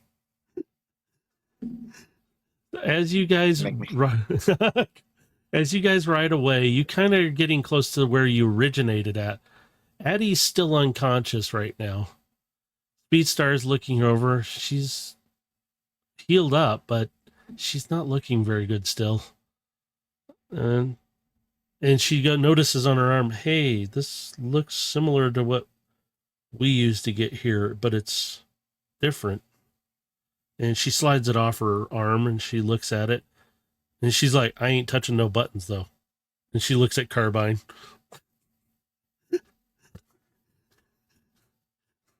Carbine would still be in my hand because but she could still hear her say that, and it's like, hey. And she's like, "Hey, Void Striker, you know about this stuff more than I do. What do you think?" I'll have Scamper come over and have a look. She Once we can. put enough distance between us and the monster, I'm gonna put Carbine away and have her transform back. You travel past the point where you guys originated at a bit further in, and it kind of inclines up, and you kind of come to a bit of a plateau, and there's water there, like a small By the way, waterfall as we're pouring out. climbing, I'm a heavy vehicle, so I won't be able to get any speed really here. So I'm going to deploy like spikes on my tires to help get traction as we go. You climb up though, and you guys come up to a small waterfall, and the bioluminescence is kind of lighting it up more. And it looks like the water kind of falls down into a stream and kind of disappears between rocks and kind of flows off in different directions. You can easily stop there and check things out. Addie starts coming to a little the bit. waterfall should easily cloud our sound. So Yeah, all you hear is a lot of water right now. But Addie starts coming to. Danger, we're in danger. Oh, what did I do? Oh, where am I? And her optics kind of go, why, where am I? Am I in the belly of it? Oh God, did I get eaten? And she can't move because Speedstar strapped her down. So she's freaking out and she's panicking. Did the thing eat me? Because all she sees is red, unless you turn on your interior lights to white. I turned on my interior lights a while ago with the blast shield down. Oh, that's right. Remember? So she's sitting there and she's just still freaking out though, and she's like, and Speedstar kind of turns around, like, "You're fine." And Addie tips her head up. Speedstar, hi. And you know the look that that she's just giving Addie right now is, I'm throwing daggers and they're going through you and back through you again and again and again. It's like kind of like disappointed mom looking at her. While this is going on, Gilgamesh is gonna feed Carbine a little Energon strip just to kind of refuel her after expending so many shots. She kind of takes it and she's like, that was a lot of shots, but they were good shots. And she's kind of, once we're in a good spot, I'm going to properly stop here, so I can safely hop off the side and come over to the open door. Speedstar lets Addie up and she sits up and she goes, well, where am I? And she doesn't realize she's inside of you right now. She just like, where am I? Because she doesn't realize you guys actually got her out of there. She just knows she's inside something. And she's talking to Speedstar and she's like, did you bring a vehicle to come and get me? I thought I heard Void Striker. And then she realizes as she's touching, oh, hi, Void Striker. And she becomes very sheepish.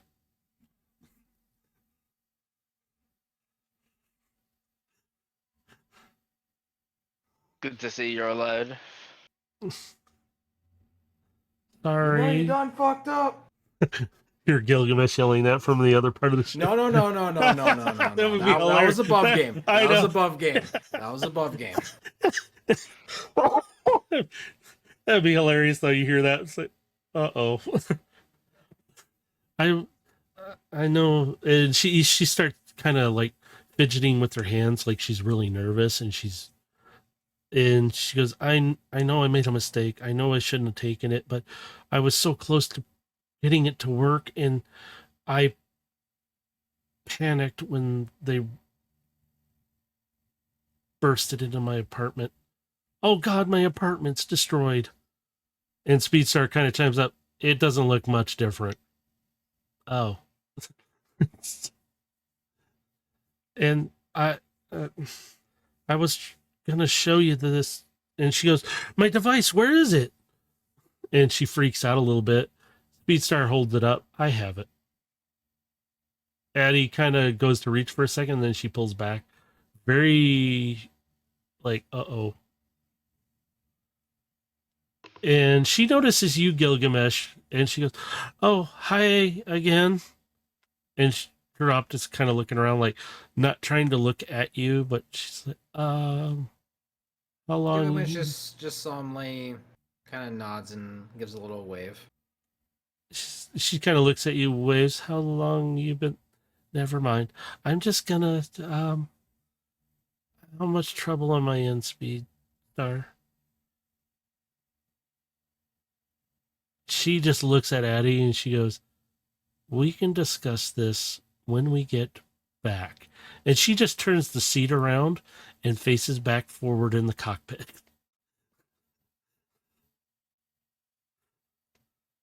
And she kind of looks up at you, Gilgamesh.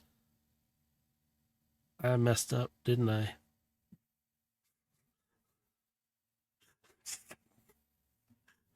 Well, you were lucky you managed to get out of this one alive. Let's just put it that way.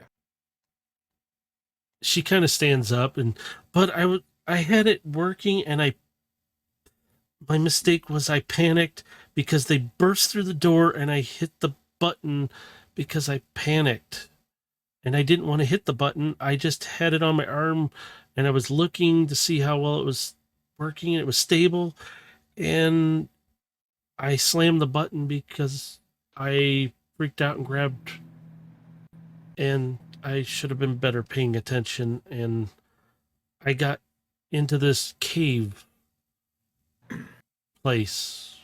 I think the real problem is that you had people coming to your apartment to break it down in the first place. And she stops and she kind of shrugs and she's like, "Oh, I was going to pay them when I got the Shanix for it.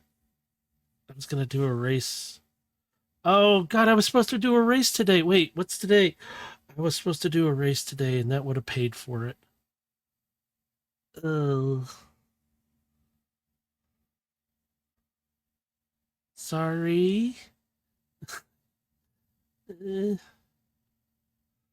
know, I do know of Velocitron at least fairly well. Why would you go to a loan shark for these sorts of things? Why wouldn't you just entrust it with someone?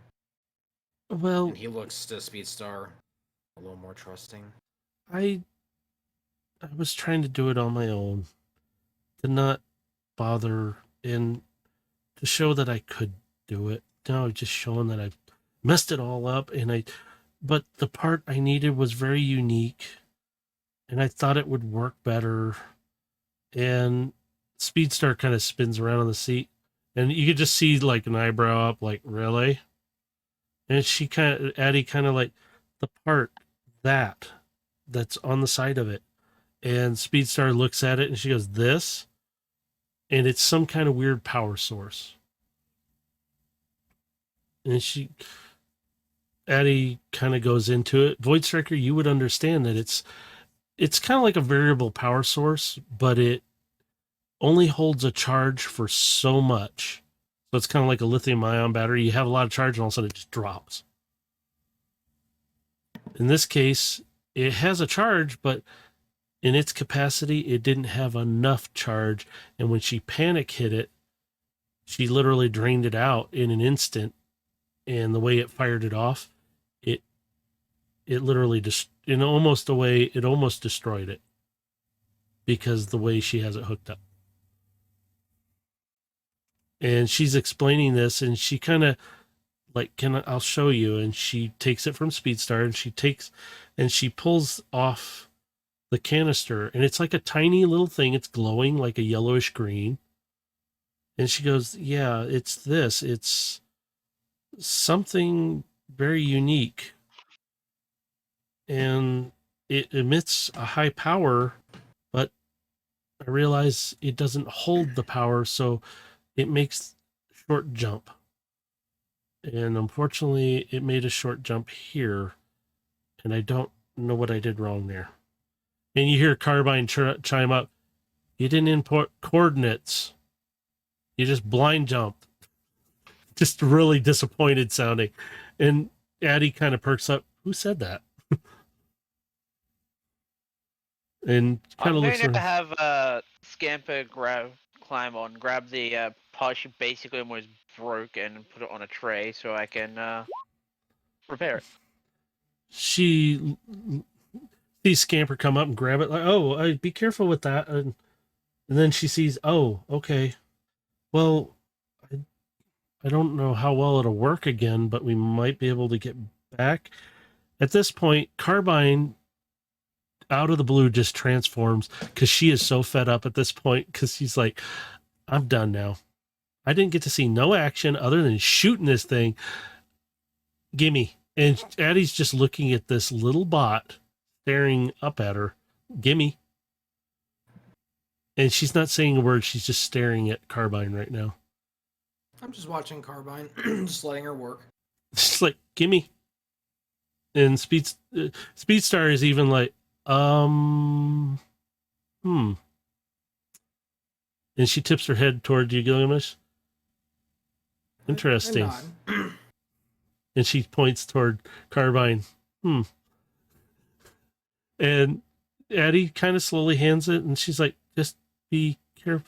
And Carbine, you can't see her face, Gilgamesh, but you know she's giving Addie a look like, sit down, shut up. And she goes over kind of like, okay. And you could see Addie kind of like hands between her legs, like fidgeting, like, oh, I really messed up, didn't I? Carbine kind of walks up over closer to the console and kind of hops around Speedstar. So Speedstar's still facing back toward all of you. And Carbine's on the other side, and she's talking to you, Void Striker. So if we enter the coordinates in here to the surface, we should be able to just pop back out. It's either that or we find, and she points toward the cave, a path out. If this doesn't work, we're going to have to find a path out. Do you think that power source is going to work for this? Not by itself. It will need a little bit of an edge. Like you, and she's grinning. My remaining energy on storage should be able to do it, but I won't be able to transform correctly afterwards until I recharge. Oh, that's risky. I don't want you getting hurt. Actually, 0 risk to me. I'll just be low on power. Well, if need be, we might be able to find some power source down here too. But that's risky too. After that, she kind of gestures back. Could the energy source be recharged in some way? Yes. This device, you guys will see it does have the capability of recharging, but the capacity that she has it at with, it's literally a very short distance jump. But you have to put coordinates in. You need to know where they're at. Otherwise, she got lucky. You guys got lucky. You could have popped out in a wall almost because the way the gate would have opened up.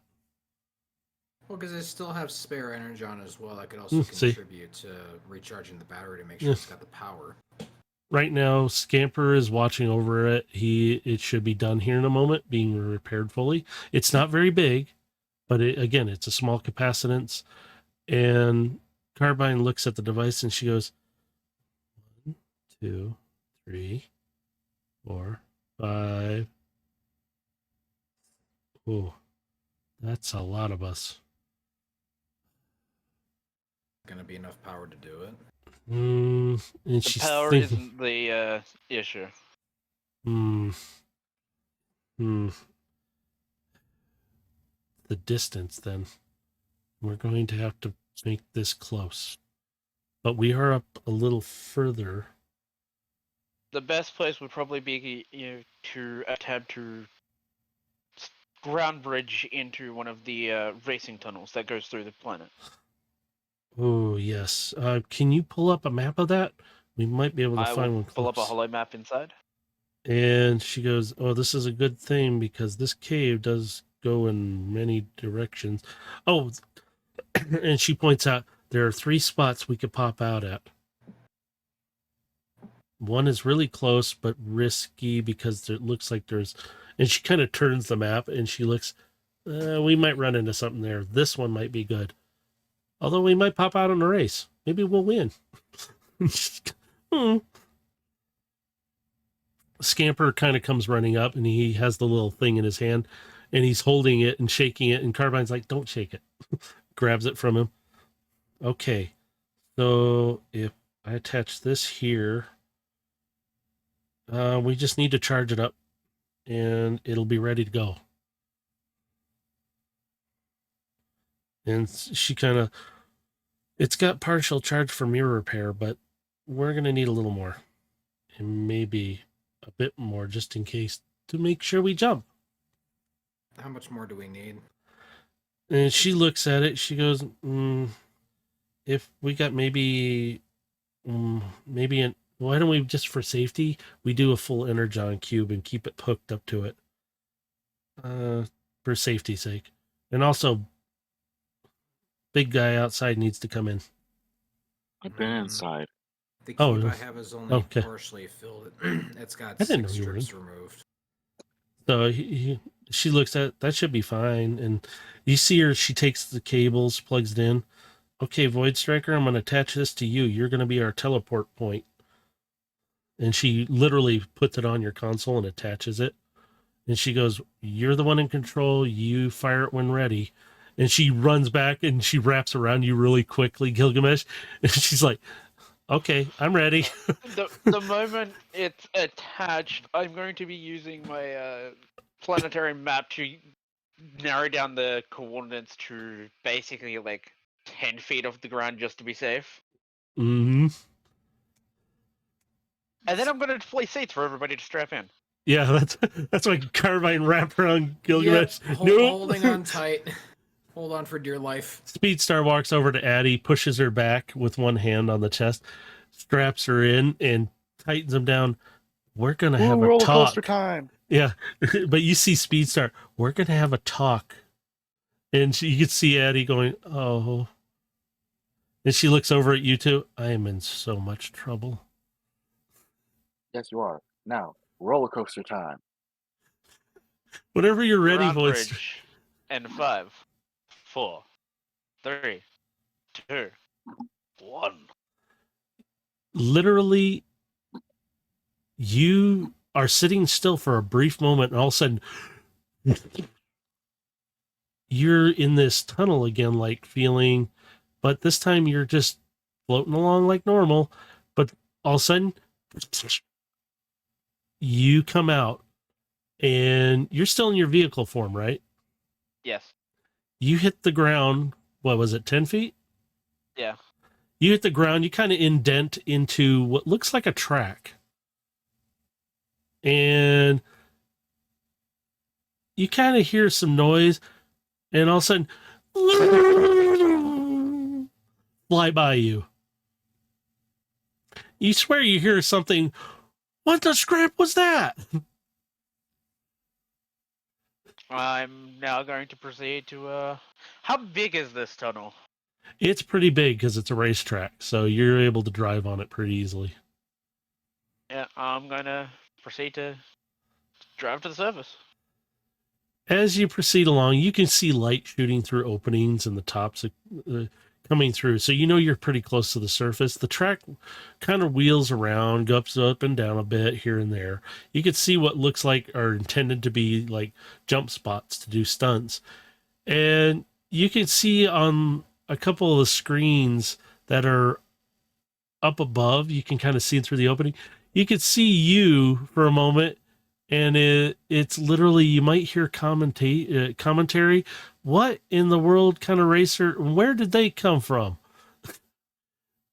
You proceed up. You kind of start breaking the surface as the track comes up, and there's a finish line up ahead of you, and you see all these people like, what in the world? And you hear the commentary. Was this guy in the race? How do we handle this? They're really confused. The moment there's enough room, I'm going to use jump jets to get off the ground, transform into my aero mode, and fly off.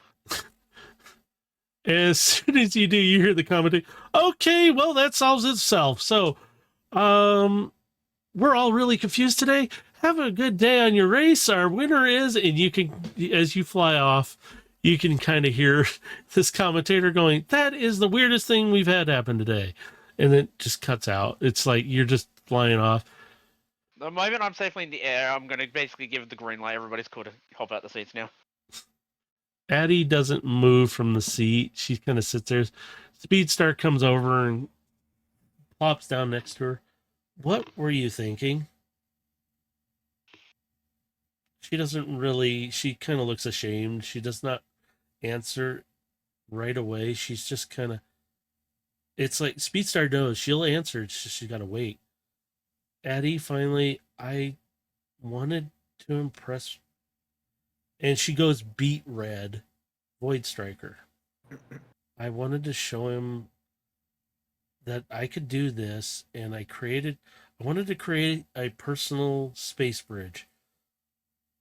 I didn't think it would work the way it did, and it literally gives somebody the ability to teleport, but it only works with a certain amount of power. If it had more power, it would teleport us faster. So instead of walking through a gate, you become the gate. And it worked. And I almost died, and I almost got you guys hurt. And she starts feeling really bad, and I know I screwed up. And Speedstar kind of lays into her, giving her the mom attitude kind of thing, like, yeah, you really did screw up. While she's doing this, I'm going to interrupt Speedstar and go, Speedstar, where would you like to go? Coordinates? Just drop me off at one of the landing zones. I'll get from there. Alright, I'll head to the nearest landing zone. You're not too far away. You make your way over there. Speedstar's like, Addie, we'll talk about this later, but let's keep the experimenting to a quiet thing right now. And if you're going to do something, let us know. Also, how much do you owe them? Because they ain't going to be happy. And Addie kind of, 1,000 Shanix. And Speedstar kind of, if you raced today, you wouldn't have gotten 1,000 Shanix. You know their interest rate is not it's not nice. You know this? And she kind of paces back and forth before you land. I'll pay it. You owe me. I will deal with them. You lay low for now. And I mean, don't go back to your apartment. If you do, get your stuff, get out. And Addie just nods. Okay. Kind of. If you want, she's welcome to come with us for a while. She looks down at Addie. For just a little while. I'll need her back here. For her skills, at least. And she leans down. She kneels down I'm to going to Addie. transmit a space bridge key to Speed. She sees it. I'll keep this locked down. And you see her punching in. She goes, it's encrypted now, so nobody can get into it. She leans down to Addie. She goes, stay hidden for a while. I'll contact you. And she looks over at Gilgamesh. I'll contact him. I don't want you making any communications to anybody except for them. And she gestures to all of you. Because right now, we did some things to try and find you. Stay low, okay? And she kind of briefly hugs her. Look, you're good. You make mistakes. This one almost cost you your own life. And she kind of just gives her a hug.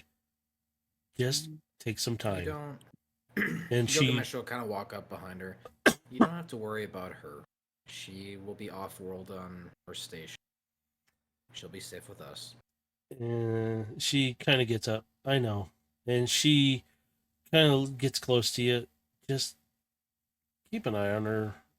You know, whoever's there, I know I contacted the station through your comms. Yara was nice enough to get you, I'm assuming. So if she can keep an eye, she seemed nice enough to maybe help her. And she's good. And she puts her hand on Addie's shoulder. She's not looked up yet, though. And she goes, I know she's in good hands. And she puts her hand on your shoulder, and then she just gives you a big hug. And she goes, but for now, I'm going to go do my thing. And she leans back down. Addie, I'll keep you in the loop. Just for now, and she just shakes her head. And she, as you come around Void Striker, your back end opens up, and Speedstar kind of just like salutes y'all a little bit, like in a funny salute, and she kind of just steps out and walks off, very sleek like, but she is scratched up, but she still looks good, shiny, but now she's blue instead of red. And she walks off quietly. The moment she's off, I'm gonna go by Addie's apartment so she can get her shit, and then we'll head back to the station. Addie doesn't say too much. You get to her apartment. Are you gonna hover at her balcony again? Yeah, I'm gonna hover at her balcony. She, Going through the front door at this point is gonna be too risky. so she kind of hops down, and she's not her peppy self. She's not like up and about. She's just really nervous. Gilgamesh will follow her down just to make sure she doesn't get into any trouble down there. She grabs a crate, and you can see her. I better grab that. I better need this. And she goes to open up the compartment, and she goes, I guess I won't grab that. Oh, did they get a hold of it? Oh, no. And she starts panicking. It's the tablet you guys took.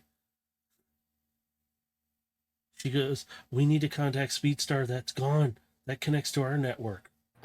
She already has it in her possession. Oh, God. And she turns beet red. Oh, there was something on there for Void Striker. Well, I was going to say, don't worry, it didn't fall into anyone's hands that you didn't want. Oh, But, yeah, that too. Did he you- see anything on there?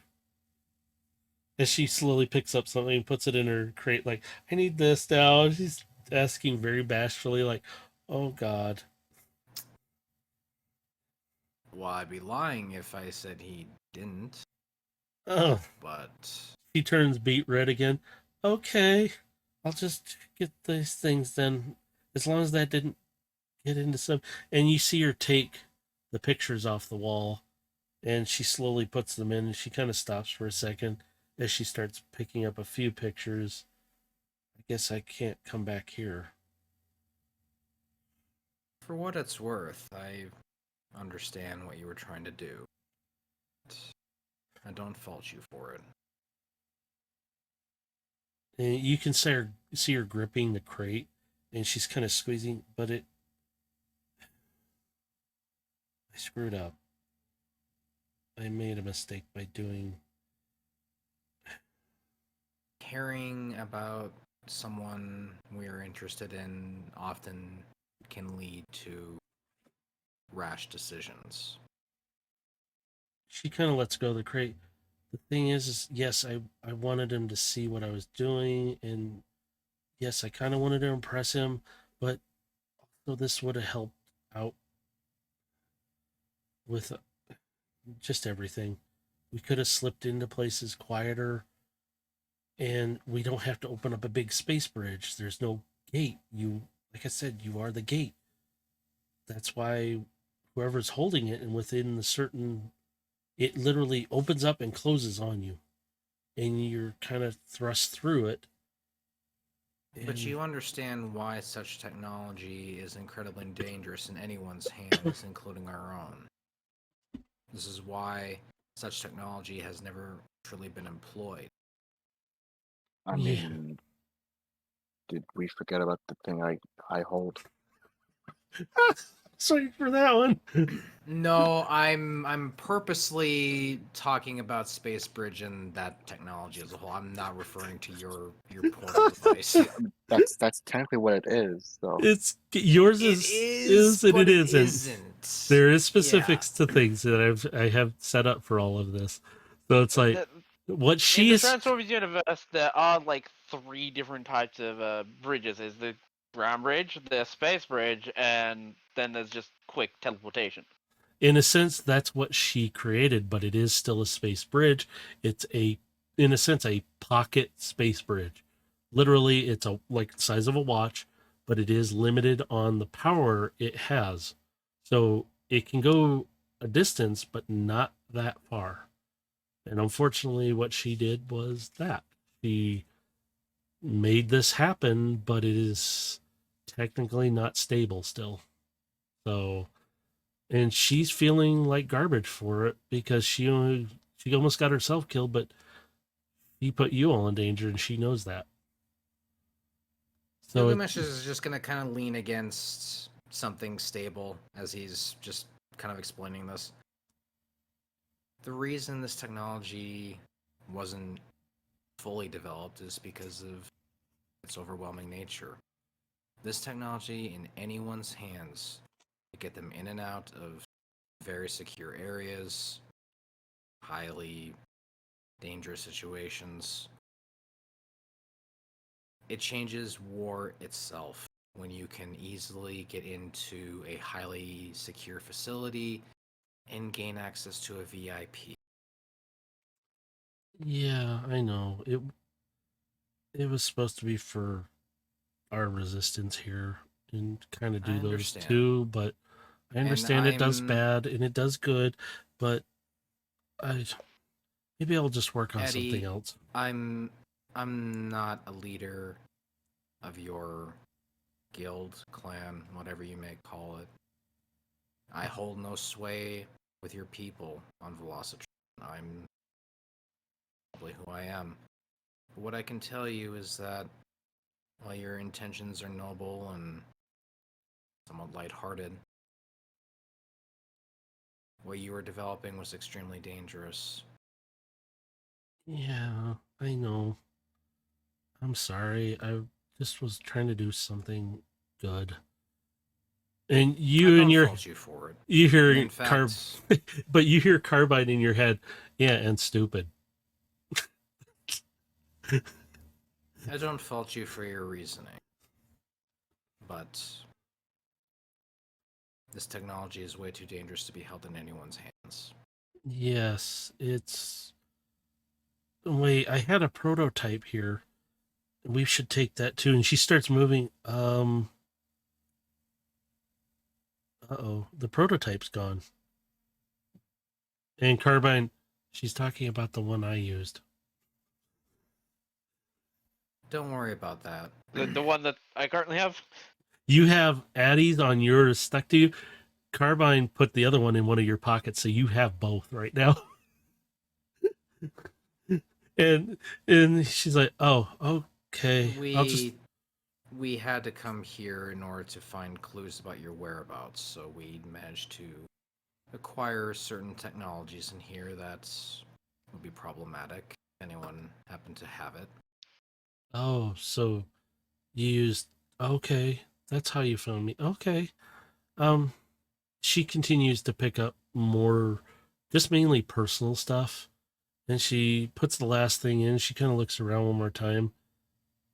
She walks to the door and she looks back again. Yeah, I. She kind of picks up a few parts, sets them down. I guess I can just replace these eventually. I don't need to take all that. Just this, and it's just personal, like photos, few small trinkety things, and a couple of parts that she goes. These ones are harder to get, but This kind of pulls a string with Gilgamesh because he remembers having to rebuild his own life at one point, losing everything. So he kind of puts a hand on Addie's shoulders and just tells her, I know what it's like to have to rebuild for nothing. She do this. she turns to you and she kind of looks up, and you can see little bits of tears kind of running down a little bit, and she just tips her head forward because she's still holding the crate, and she just thumps into your chest. I screwed up. But you can fix this. That's the important part, is that you're now able to fix this. Oh, excuse me. You're right. I'll, I'll try to get past it right now. Let's just go. And she kind of climbs up, and she puts her crate into a storage spot on you, Void Striker. And she sits back down, and she kind of slowly straps in. And she just kind of sits there with her head down like she's thinking. She doesn't really say too much. Gilgamesh just kind of, he takes at the rear. He's keeping an eye out for any strange activity, but for the most part, he's kind of just going inside himself, kind of reflecting on that particular moment. He knows how painful that can be. Alright, gonna head over to the space bridges to return to the station. As you do, Kiara comes across. I see your boys are back, and hopefully good news. For the most part, yes. Okay. I'll open up a space bridge when you're ready. And she sits back. You hear Varys in the background. Systems are go. And you see on one of the ports the space bridge opens. That one's for you boys. I will fly through it. And you come through, and you kind of see Addie's head come up as she goes through. And she still doesn't say anything. She's very quiet. She kind of looks back down, and then she kind of looks up, and you guys pop out on the other side, and she goes, "Where are we?" This will be your new home for the time being. I'll land and open all doors and ramps. She slowly gets up. She grabs her crate out of the storage, and she kind of looks out the door hesitantly, and she slowly steps out, and she looks around, and she sees Phoenix, and she goes, "It's an old ship, but it's in great shape." And across, you hear out loud, "Why, thank you." And she drops her crate, and she stops. "What was that?" And she's looking around. Phoenix is just sitting there. You'll have a lot of time to be introduced to everyone here, but for the most part, we should get you settled in. She kind of hesitates. While you're saying that, she's picking up her crate and looking around. You'll have If time everybody to meet everyone disembarked, they'll here. transform. And she's like, she looks at you, Void Striker, and she goes, "It's really good to see you again, Void Striker. I'm sorry." And she tips her head down. "I really just wanted to kind of impress you and show you I'm not stupid." And she just has her head down the whole time. Put my hand on her shoulder. I never once thought you were stupid. You're actually quite intelligent for a young boy. She looks up. You just see tears rolling down her face. And she kind of drops the crate, and she kind of hugs you, but are you in your massive state still? I'm in my normal state. Yeah. So she kind of grabs onto you and just hugs. "But I messed up so badly." Everybody makes mistakes. And we learn from them, right? Indeed. Okay. And relatively Okay. speaking, your mistake is pretty small compared to some of the ones I've made. And she kind of looks at you as she lifts her head up, still tears. "Oh, okay." She kind of hops down, and she, "So where do I stay for now?" I guess I won't unpack because I don't know where I'm going to be at. I will guide her to the rooms. She follows kind of along next to you, And she starts generally asking you questions. So, whose place is this? And kind of asking you general questions about it. This is my place. This is the Black Station. She stops in her tracks. Wait. Aurora, or that one. And she can't say it very well. She's like, the Aurora. And she kind of says a funny word, Aurora Borealis Station? The Ouroboros Station. Ouroboros Station. Wait, what did I say? And never mind. Wait, this is your station? I thought this place was blown up. And she starts looking around as you guys are walking.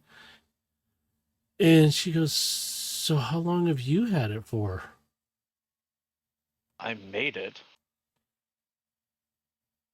She drops the crate again. Her optics are wide, just staring at. She doesn't say anything. She's just staring at you in shock. And she shakes and picks up her crate without breaking eye contact. She just kind of like, okay. I never thought I'd be on a station. And he's. Now, which way do you take her to the quarters? I take her through the med bay. Okay, good. Felix is there and he kind of waves, oh, a new visitor. Oh, hello. Eddie kind of just waves, hi. This is Felix. Oh, Consider him the station's chief medical officer. pleasure to meet you. If you need me to look at those scuffs, I'll take a look and maybe we can buff them out. But if you need anything, I'm usually in here researching, brushing up on the medical stuff. Nice to meet you, Addie. As we pass through by the Medicon door, I'm just going to point out that room is restricted. Okay. It's for the safety of the. Well, you can say it's for your safety, Eddie. Oh, okay, yeah. Hey, I have a question for you, Void Striker. You guys are just getting to the lounge area. And you pass through, the doors to the medical area close up. She goes, the one with Gilgamesh.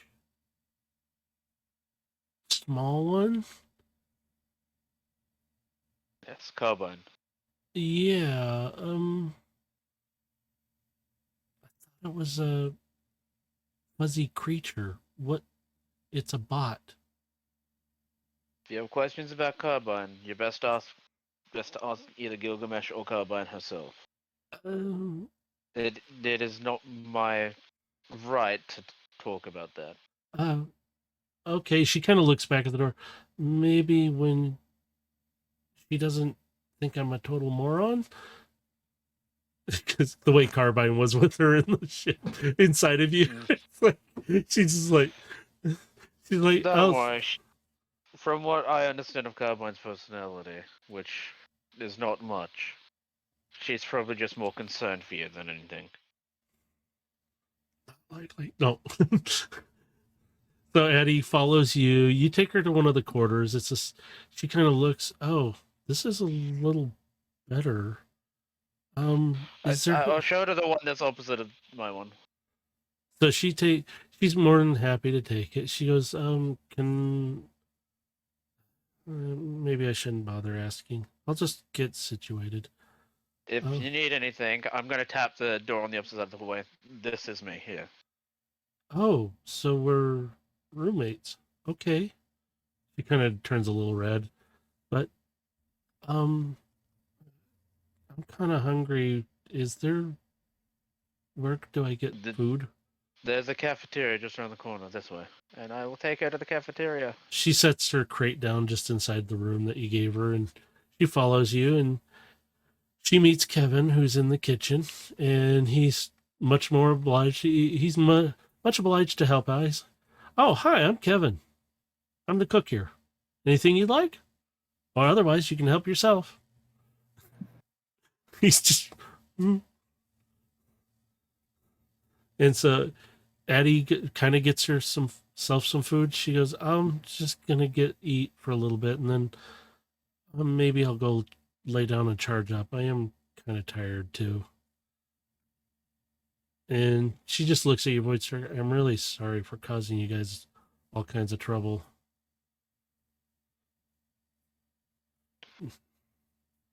And she just kind of sits at the table slowly, eating some Energon like chips and that, and just kind of thinking.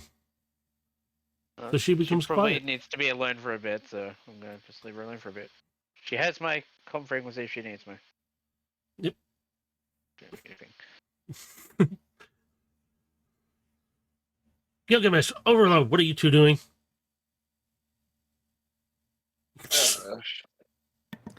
So I'm once Void Striker and Addy have kind of left. Gilgamesh is going to approach Overload. What's up? How you feeling? Still feel like there's a threat inside my head, but that's besides the point. When you were spending time inside of Rex's head, did you happen to learn anything different about that arc hammer that he was experimented on? Not entirely. More of went through most of the memories of the past, but none of that were related to his transformation.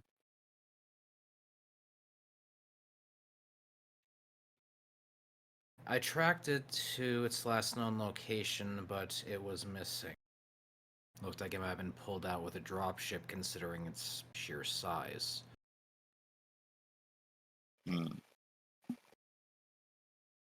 That arc hammer is really our only connection to what happened to him and likely Shockwave. If we follow the trail of the hammer, we might be able to find Shockwave.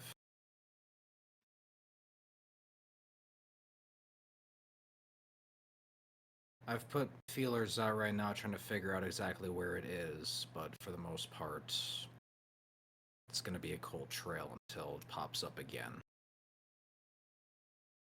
And considering we have other problems at play, a random assassin who's gone quiet over the last few days, don't know what they were searching for or why. And now this. Yeah, there's definitely a lot on our plate. And it just seems like more and more is just being added on. There's something that connects it. Just, I don't know what it is yet. But somehow I have a good feeling that following that hammer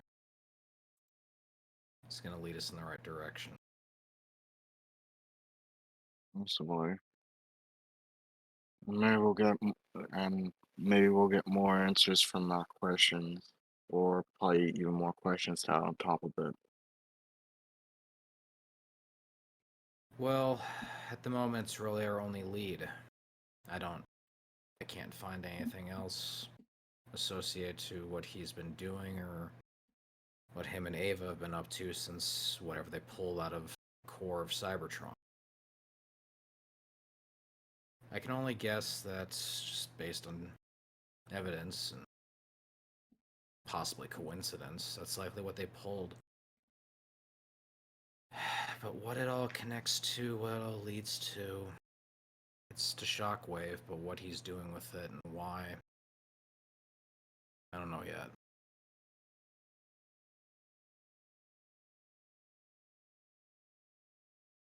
As you're, Oh, bo- as you're both standing there, you see the little one kind of riding through on like a little scooter like thing, kind of roll up to you both and just looks at you. All you hear is some beeping from her. She doesn't use her text to speech. She just beeps at you and kind of waves. And just give her a little nod. what's Hello. up, little one? Overload. You Yeah. suddenly get a like your head is splitting open feeling. Immense pain. Fuck. And the little one kind of looks. She kind of signs are you okay? I'm fine. The pain increases to where it's almost blinding.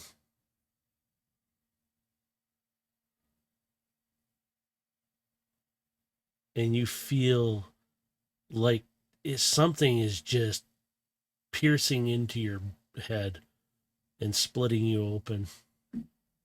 Okay, it's not fun anymore. All right, we need to get you the medical. You try to move him, but overload, your legs give and you fall to the ground.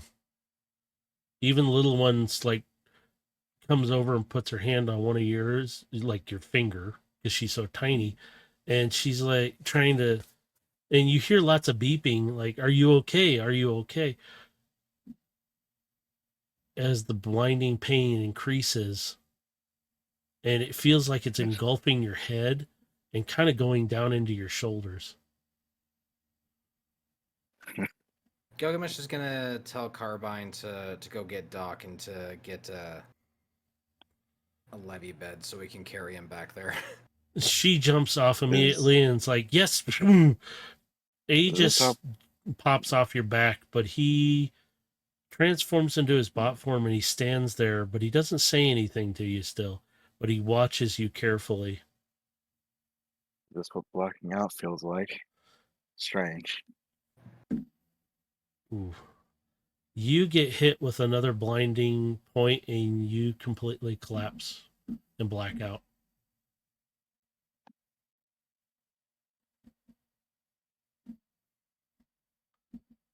Everything's dark and quiet.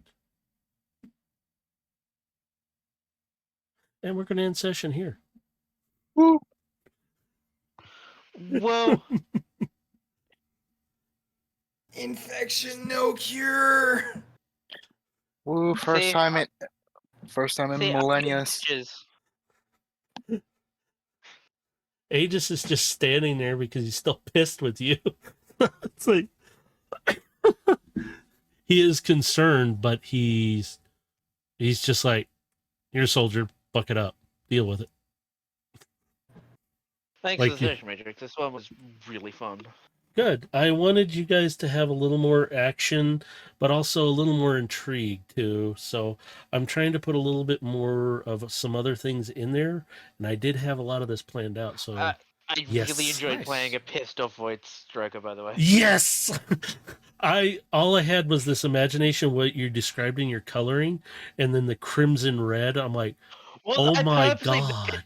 Void Striker is permanently like leaking energon like vapor from those points, Yeah, I'm and just they're a key to tell what his mood is and whatnot. That's what I always had in mind. yeah, and I was just like, oh my god. All I can see is this immense bot and this emanating off. I'm like, he's death coming for us. You literally gave me the perfect opportunity to have a glowing energy red Decepticon symbol on my chest. I had to Yeah. take it. I was just like, oh, this is so intimidating. All three of you going off. I'm like, Void Striker's got this badass look, and Overload's over there just holding this guy with one hand. I'm like, Yeah, I'm just gonna crush you. I didn't even have to fucking do an intimidation. You were intimidating him without even trying because I'm like, you got him by the head and you're just crushing it slowly. I purposely try to come up with a new way to intimidate every time, and I have a particular one in mind, but I'm waiting for the right moment to use it because it is going to be. Yeah. It's one of those, it's like you got to see Speedstar even get pissed off and watch her change the way she did. She went from that nice, soft, Well, if you want one glowy galaxy, colors. draw one. Yeah, glowy logo sounds awesome. Yeah. Draw one on like one of your Seekers galaxy. I do have some Like energy things. seeping out or something. I am going to work on maps a bit more if I can, and I'm going to be doing some fun stuff for even all of you who watch it. If you pick it up and you figure it out, you can let me know. This is going to be fun stuff. So it's going to be one of those things. I love these looks that you got, especially this one with the looks, because like with Speedstar, she changed from that nice soft blue to the bright red, which was indication of her being really mad. But you also got to see a couple of her melee weapons, which were attached to her The arms. reason I'm doing like the multicolor, like the energon changing, because in one of the webcomics in one of the Transformer continuities, right? It's like a web only comic. The links to it are dead, which is a shame. So good luck trying to find it. If anybody does find the one I'm talking about, please send me a link. I want to read it again. It's fucking fabulous. But in this one, this continuity, the energon changes, like the glowing energon parts of Cybertronians changes depending on their moods or how their alignment is. So you get to see Cybertronians go from like gold energon energy to like green to purple to red, Red. and the best one is like near the end because it never got finished as far as I'm aware. Black glowing energon of just this this Decepticon that just went straight rage berserking of just black energon. See, I've only heard about it. I never knew where it came from. So I was like, oh, so there is. Okay. So somewhere in there, I've only heard about a little bit of it. So that's new. I base their I coloring. can't find the Yes. link for it, so I think it's dead or whatnot. So Not surprised. Yeah, it might be. But a lot of the stuff, like I'm basing a lot of your change colors on your emotion. Yes, your color does depict what you kind of go with, but you could be red eyes glowing purple and you could still be an Autobot or a good guy. There we go. I'm not going to say Autobot. I should say good guy, because this continuity, yes, there is Autobots and Decepticons. You guys have only encountered them in certain ways, and yourselves even. But it's reflective of an emotional state, and that's just good body language when when So you're a machine and you don't have like physical characteristics that would necessarily give that away. Yeah, and in it's like uncontrolled state. I describe it as that flickering. It will switch. Otherwise, it's like what Speedstar showed. She gradually changed it because she was building up, and she's very controlled about it. a good example is why I'm using like the energy for a voice record is he doesn't have like the mouth face. He's got the faceplate. Yeah. So you're just I still love the descriptions though, because I was like, and the way this all happened, I was like, I literally rolled for Speedstar, and I'm like, oh, she's gonna drop in, because it was either that or she was gonna at least take one out and do something. But the way she rolled, I was like, no, you guys all rolled. Matrix. If she didn't drop in, I was literally going to, no kidding, just turn around with the combiner shotgun and just pull the trigger on those two. Exactly. Not even give a charge, just straight remove them. If you mentioned that, I would probably just said, oh yeah, she steps to the side and said, help yourself. Yeah, minus the wings, the color change. Yeah. So that's why when you guys ended up in the cave, it's like, yeah, the colors will kind of fall back. Yeah, because when you mentioned the bioluminescence, I'm just like, is there any light colors that really don't affect bioluminescence? It's infrared red lights. They don't really affect luminescence. No. So Eternal, it went red. Yeah, and in this case, even if with your lights on the inside, as long as it's not shining outside a whole lot, that bioluminescence gets brighter. That's why just on the off chance that the light, when I turn the lights on properly for Speedster, I drop the blast shields on the front screen. Yeah, and yes, her character does have a bit of a fear of claustrophobia. Enclosed spaces, and that is one for a reason. That's part of her backstory. Hence why I play emotional support scamper. And now you've got this little one who's there with a passed out overload. He's got to stop drinking so much. Dude, I need to give a marker to Aegis so we can start drawing on Overload's face now. Oh, that'd be entertaining. Mustache. What? Make us have an ace-born stick. We'll be good. No. We're not doing that. Don't do that to my Transformer. We're making spaghetti. Okay. Oh, I'm making food. Okay. I get to make food. She Yes. says, "We're making spaghetti, and by we I mean you." Yep, pretty much. Responsibility to clean the fucking kitchen. Who what? How many pots and pans did you use? I'm really liking where the story is going. I don't know how the story went before I joined. I won't know until this campaign's over. That's when I'll go back and watch the stuff before I joined. Scamper's doomed to die. Oh,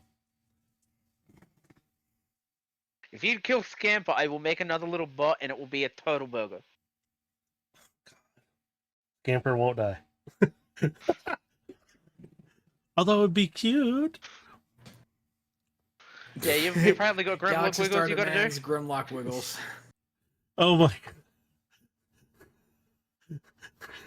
I need a little icon that, or something that, you know, when people do it and have it, Grimlock Wiggles. He needs like Yeah, that I need- Amogus gif where Yeah. he's just dump truck like just shaking his booty, but it's a Grimlock. Gotta shake Grimlock, it. sickest there is. Grimlock booty shake. Just that Grimlock Amogus. I mean, I could get sludge. That's a booty shake and a half too. So I need little emotes Yes, and stuff. We need, Oh we yeah, need animated emotes. emote. I don't know how to do emotes. Now I also gotta see they're how. they're just gifs. They're just minimized into like. Don't you little- have access to like certain emote slots depending on your partnership I- level or something like that? I can put emotes in. I just don't know how to make emotes. So I think you can like probably pay Emotes somebody to make do them they're for you. fairly easy. They're Use just money for a it. certain file type and file size. Like Oh, that's sorry. really all there is to it. yeah, I've got too much on my plate to deal with that right now. Yeah, I Yeah. hear you. You're running a contest. We've got all this stuff going on. We're trying to do more stuff for the Patreon. we're Speaking of, there is a trying to Patreon. give more back. Yep. Yeah, we're there's a trying to give more Patreon down back. below. There's a Patreon down below. You know, all this money goes back to this stuff. So I'm trying to build this up so we can. Maybe one day we'll have a merch store. Wait, we need a logo for that. I mean, we need art You first. know what Yeah. say if you We make need, a we merch need to store, start. We need to start with artwork first. Okay. if you well, make a merch store, you need to do like a potato station bit. yeah, man.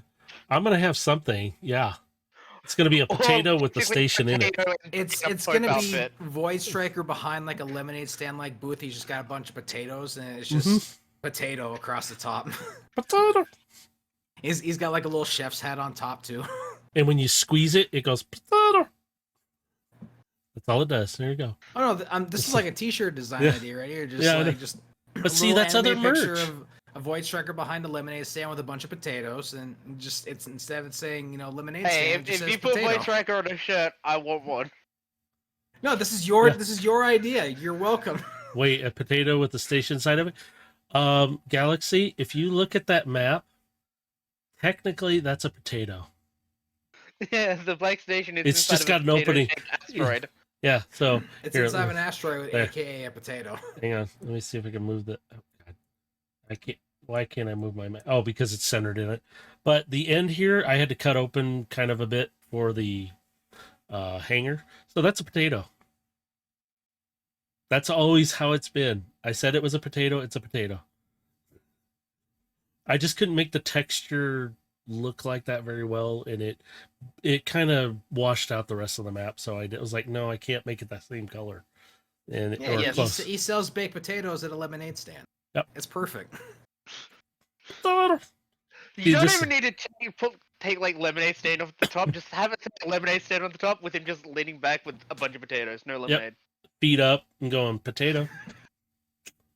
Got potato. Oh, and then just speech bubble saying it's lemonade if you believe hard enough. Squeeze them. Whoa. Oh God. Life isn't handing you lemons; it's handing you a potato. All right, gentlemen. You want to plug yourselves? Don't rush. Oh, Hamel My the link's Mighty down Potato. below. I don't stream consistently, so you can follow me. But that's really you only be able to know when I stream. So, Potato Lord, you will find at Potato Lord's lemonade stand. With my new pet turtle burger. And he'll make the turtle burger dance for you too. And we'll advertise for Frosted I Merc. can't actually make it dance, by the Yeah, way. my link is now actually in the description down It below. better Is it be. actually there now? And it is in the YouTube side, but you have to click the links. For some reason, Yeah, it which- made it complicated Oh, there. okay, it is. Wait. So, Which I do also kind of stream inconsistently, but I was trying to improve on it, but then stuff happened. Hopefully by the end of Life. this year, Call I'll have life. my tower and I can start streaming properly. yeah, so they have their links. They're down below. As soon as Potato Lord there gets his, I'll put his link there too. And we'll get that set up. Yeah. Because, yeah, paying it forward there, Yeah. Shut up. Go watch them. Leave me alone. Bug them. I'm just here for entertainment purpose. I just record stuff. And I got to see if this recorded okay too. So, because I'm Well, it's in looking two at things. parts. Have fun. I am hoping it did because I'm not liking what I'm seeing right now. So we'll see. I'll explain later, guys. But yeah, links are down below for all of them. There's the Patreon link. It should be there and it should work. If you want to donate, you can. You don't have to. Like I said, everything goes back to this. There will be a contest still going on till June 30th. Before or after our session, which is our Destiny one. That's up to you if you want to do it before or after. Yeah. We can do it either or. Yeah, I'm not going to do it during. I'll keep that separate because then it's easier for me to keep track of when I have to Yeah, upload yeah. this stuff. So, oh my god! Yeah, we'll either do it before or we'll do it after, but we'll announce it like what we're gonna do, on that time. So whether we'll do it before or after, we'll let you know at the start, and yeah, we'll go from there. And I will You embarrass got the 1 snot week out of who wins. to get into this contest, so hurry Yep. up. Yep, and Well, everyone. I'm ready to come in dead last. Let's go. Actually, you're at the top of the list. No, I know I'm in dead Uh-oh. last. you're the only one at the top of the list. There we go. No. But all you win is a potato. You better catch Do up. I get a participation trophy? You get a sticker. Whoa! Sticker time. Let's go. You get Can I have a turtle sticker? Okay, now you've asked for way too much. the banana You're out. sticker. Disqualified. But no, I will ship to low 48 states. So if you win, congratulations. If you do, there you go. But yeah, it will be till June 30th. All you have to do is take the links for this, and you can do the YouTube. That doubles your chances. And the more you do, the more chance, or the higher chance you will win, because I put those into a system I have now, and it will count every one of them, and you get a higher chance of winning. So, and the prize isn't real big. It's kind of small, but it's still a prize for whoever wins. Like this is just us starting out. Like we're like we want to try and get more viewers and more support for what we There's do only here. one way to the top, and it's a long, And lonely this, road. I mean, this probably won't even be our only contest. Depending Nope. on how things It- go. Like we'll be doing more stuff over time. I So- have something lined Hey, up. if Merch but I probably won't do it right gets now. Going, I will pay Matrix to do a competition to do competitions for free merch. I'm not I mean, getting dressed up. Okay. We listen. If we're gonna do merch, we gotta get the art first. That's all I'm saying. Yeah, obviously. We're gonna have to have some kind of logos and all kind of stuff. I mean, guys are making it crazy now. Okay. Hey man, we can make it happen. We can make it happen. And there's the cat. We're giving away a cat too. Actually, I've got 2 to give away. I can't give them away. My wife will kill me. Even though This one likes to annoy the I call one of- crap out of me in bed. I call one of them Fat Dragon. There's a reason for that. If anybody's watched the I new call one D&D of movie, those land shark. if anybody's watched the new D&D movie, you'll understand why I call her Fat Dragon.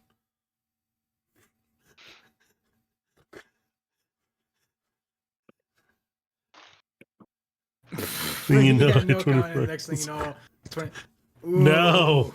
It better be a good Ooh. cosplay. How about this? I would wear the Soundwave helmet and I would put it on camera the whole time, and it's gonna be super hot. Okay? Because That that thing That thing is hot. I will do it. Coward. And I will press the button, but I got to make sure the microphone you can hear the lines that come out of it, because there's like 3 or 4 lines that it says too. Alright, I'll catch you guys later. I gotta go shopping now. Yeah, go shopping. Alright, Make sure you catch you give me later. something pretty. I will get you the prettiest pink tutu I can find. Better with sparkles. I mean, I could always get my mom to make you one. I don't need to. My wife makes her own. Yeah, my mom makes clothes and whatnot. I went to my work, and to have fun with the kids on the last day, I put on a unicorn with a tutu, one of those inflatable What you suits. need in Matrix, That was you need hot. the Doomslayer unicorn outfit then. I don't want to frighten everybody, and yeah. Although I think some of the kids would like it, so. But no, I want to get a dinosaur one next time and Or have fun with it. Have you played Smite before, Matrix? Sounds familiar. Probably. There's like a it. skin for Guan Yu called Guan Unicorn. Go look it up. You should have fun.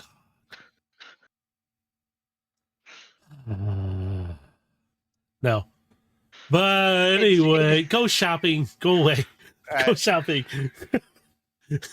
Go get a potato. There you go. So with all that though, yeah, the links are down below. Patreon contest, June 30th. Missing anything else? I don't feel like I'm missing something else. Unicorn is the next one. Somebody better buy me that. I ain't paying. Got enough crap No, already. I'm just immediately reminded of the Doom meme where like it's like rainbow lights in his helmet and he's listening to Caramel dancing as he's just murdering everything. Okay, let's have some fun then. All right, but you guys want to say bye? At least the 2 that are left, you know. We'll see you next week for D and Destiny. Get some sleep. May the calm and cold guide your heart. And with that, wherever you're at in the world, have a good morning, good afternoon, good evening. Be safe out there. People be crazy. Humans are weird. Yep, they're stupid. Ha ha, sleep. Extremely. Yes, yes, ha ha, sleep. Ha ha. Yeah, go get it. Sleep. You need it. Yeah, I need to go make spaghetti and then I got to get to bed so I can sleep. So, I need to grab some of that snack on. all right. Bye, everyone. Here we go.